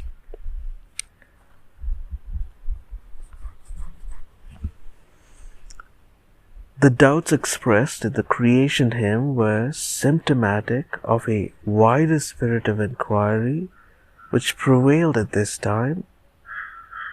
Some of this led to asceticism, people withdrawing from the community and living either as hermits or in small groups away from centers of habitation. Asceticism might have had either of two purposes: to acquire mysterious and magical powers by practicing physical austerities and meditation, or to seek freedom from having to adjust to society by physically withdrawing from it, as is evident from the denial of the Vedic ritual and the unconventional customs of some groups of ascetics. Example, nudism.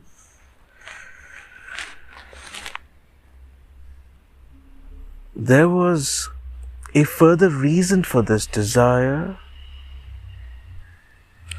to remove oneself from the community.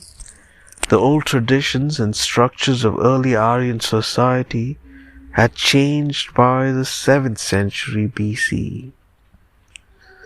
The tribal communities were giving way to more stable republics and monarchies with strong political ambitions.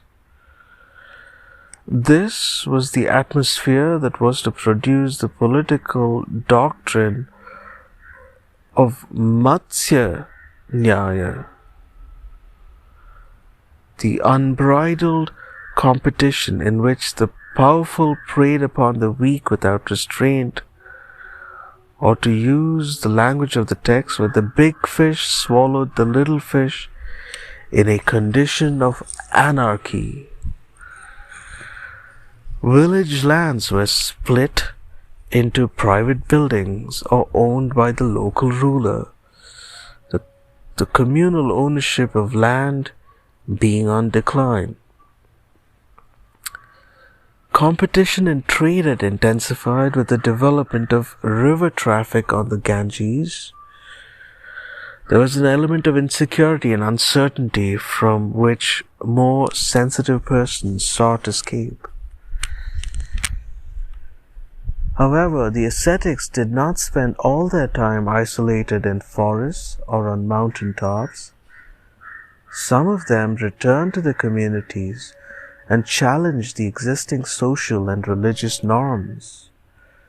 The Brahmins may have seen this as a danger to their position, and they advocated a sequence in which the life of man was divided into 4 stages, called ashramas, refuges. He was first to be a student, then a family man or householder, then a hermit, withdrawn from social life, and finally a wandering ascetic. Asceticism was placed at the end of a man's life because of his social obligation to his community. Needless to say, this pattern applied only to the upper caste. Needless to say, this pattern applied only to the upper caste, who could afford to follow it, and even so, it remained largely a theoretical arrangement. Another compromise on the part of the Brahmins was the teachings of some of the ascetics were incorporated in the Aranyakas and the Upanishads, the mystical section of the Vedas. Another compromise on the part of the Brahmins was the teaching of some of the ascetics. Were incorporated in the Aranyakas and the Upanishads, the mystical section of the Vedas. But asceticism was not always escapism. Many ascetics were genuinely concerned with seeking answers to certain fundamental questions, as is clear from the Upanishads. How did creation come about? Through a cosmic sexual act? Through heat? Through asceticism? Is there a soul? What is the soul? What is the relation between the human soul and the universal soul? Quote, "Fetch me a fruit of the banyan tree." "Here is one, sir." "Break it." I have broken it, sir. What do you see? Very tiny seeds, sir. Break one. I have broken it, sir. What do you see now? Nothing, sir. My son, the father said, what you do not perceive is the essence, and in that essence, the mighty banyan tree exists. Believe me, my son, in that essence is thyself. That essence is thyself of all that is. That is the true. That is the self. My son, the father said, what you do not perceive is the essence, and in that essence, the mighty banyan tree exists.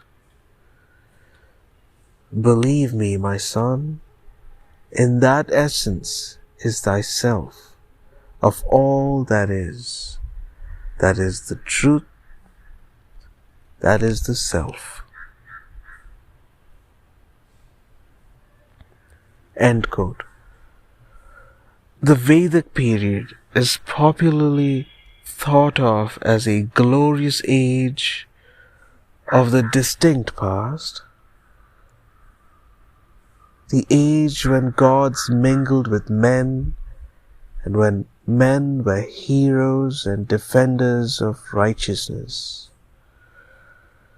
The historical reconstruction of these centuries is full of uncertainties and lacunae, and further light on this can only be thrown by evidence of archaeology. But it is in the sphere of social institutions and religion that Vedic culture made its most significant contribution.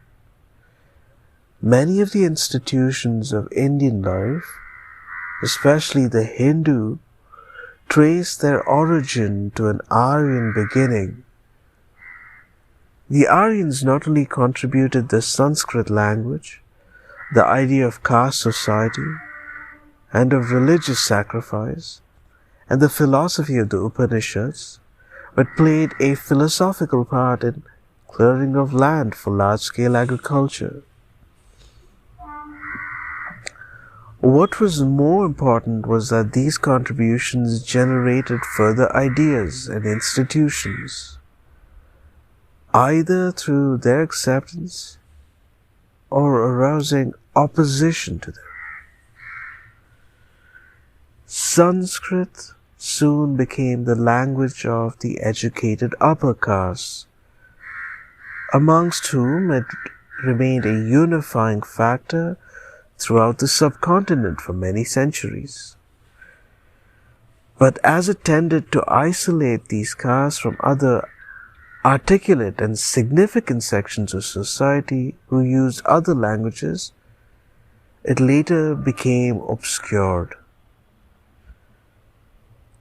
The caste system has survived in India for 2000 years despite frequent efforts to break its grip.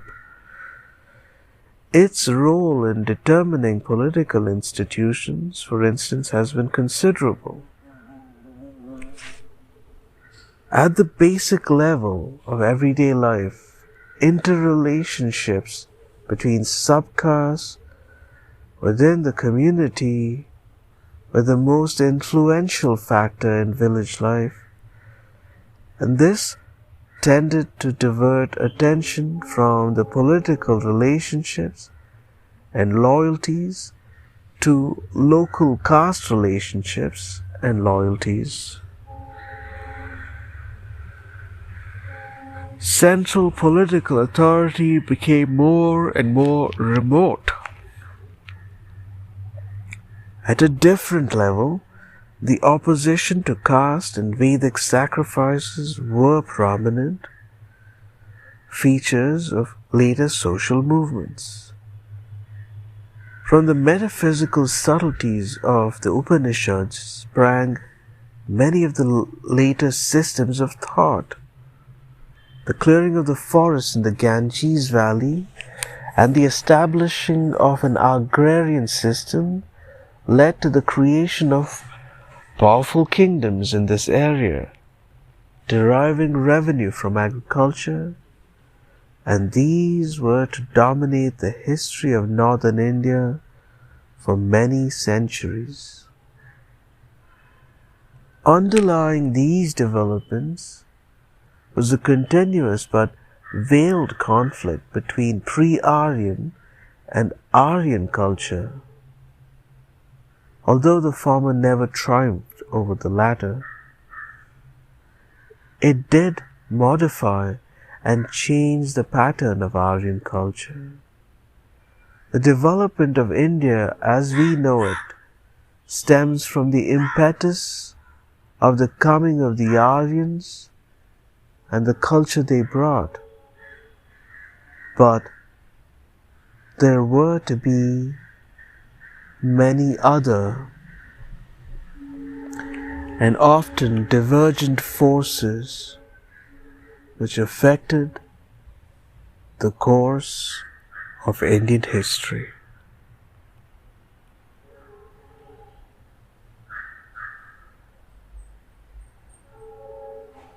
End of Chapter 2. The Impact of Aryan Culture, from the History of India, Volume 1, book by Romila Thapar, a reading by Citizen Zero of India, a recording for Vox Olympia audiobooks.